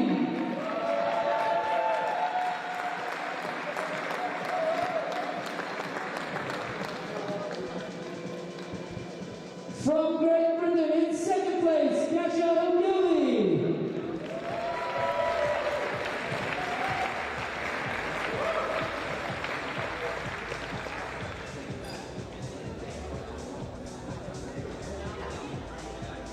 And your U20 overall female first place is Jaden Jung.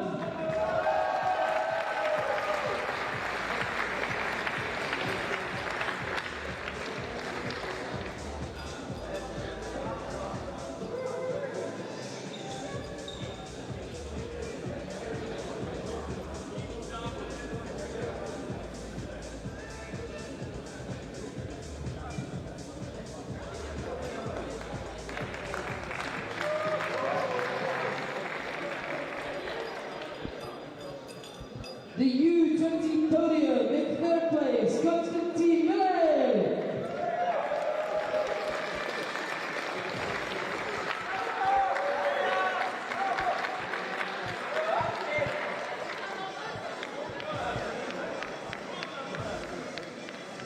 In second place, U20, Rory Watson from Great Britain.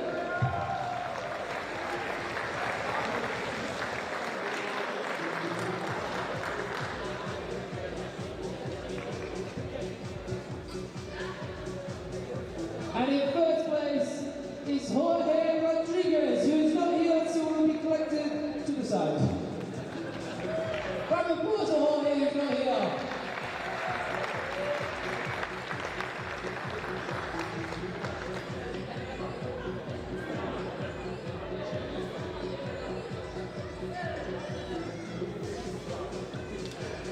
Our female overall Continental Cup season 24-25 in third place, Ilona Serrar.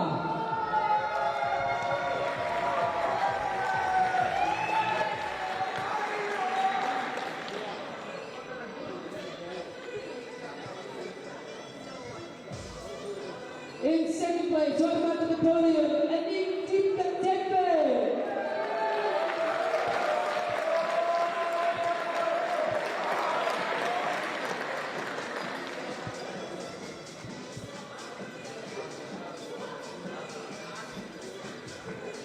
And your overall Continental Cup female winner, Haruko Takeuchi.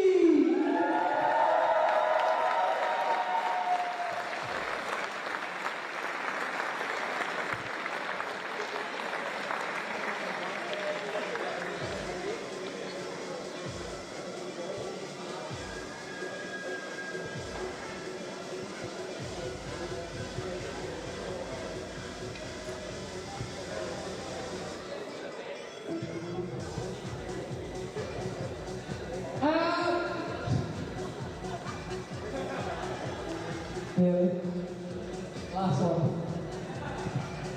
And finally, your male overall Continental Cup podium. In third place, Jan Mondzelewski.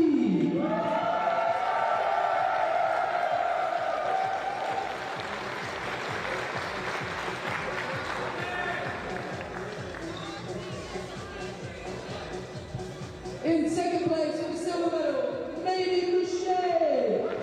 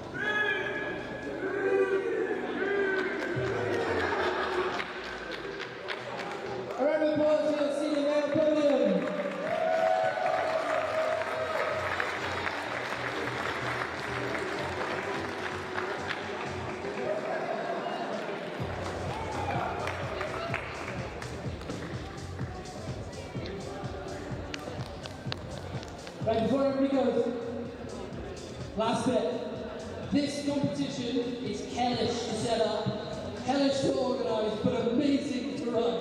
And I know that a lot of people look at the team that is very small, that put the holds on the wall, but this event happens from literally hundreds of people coming together. Not only the athletes, not only the crowd, but the volunteers, all the route setters, all the people that turn up to judge, to do everything they can. So I want to say thank you so much for coming. Thank you for making this possible, and I hope you guys come back in another year when we run it again. Thank you once again for Sunderland.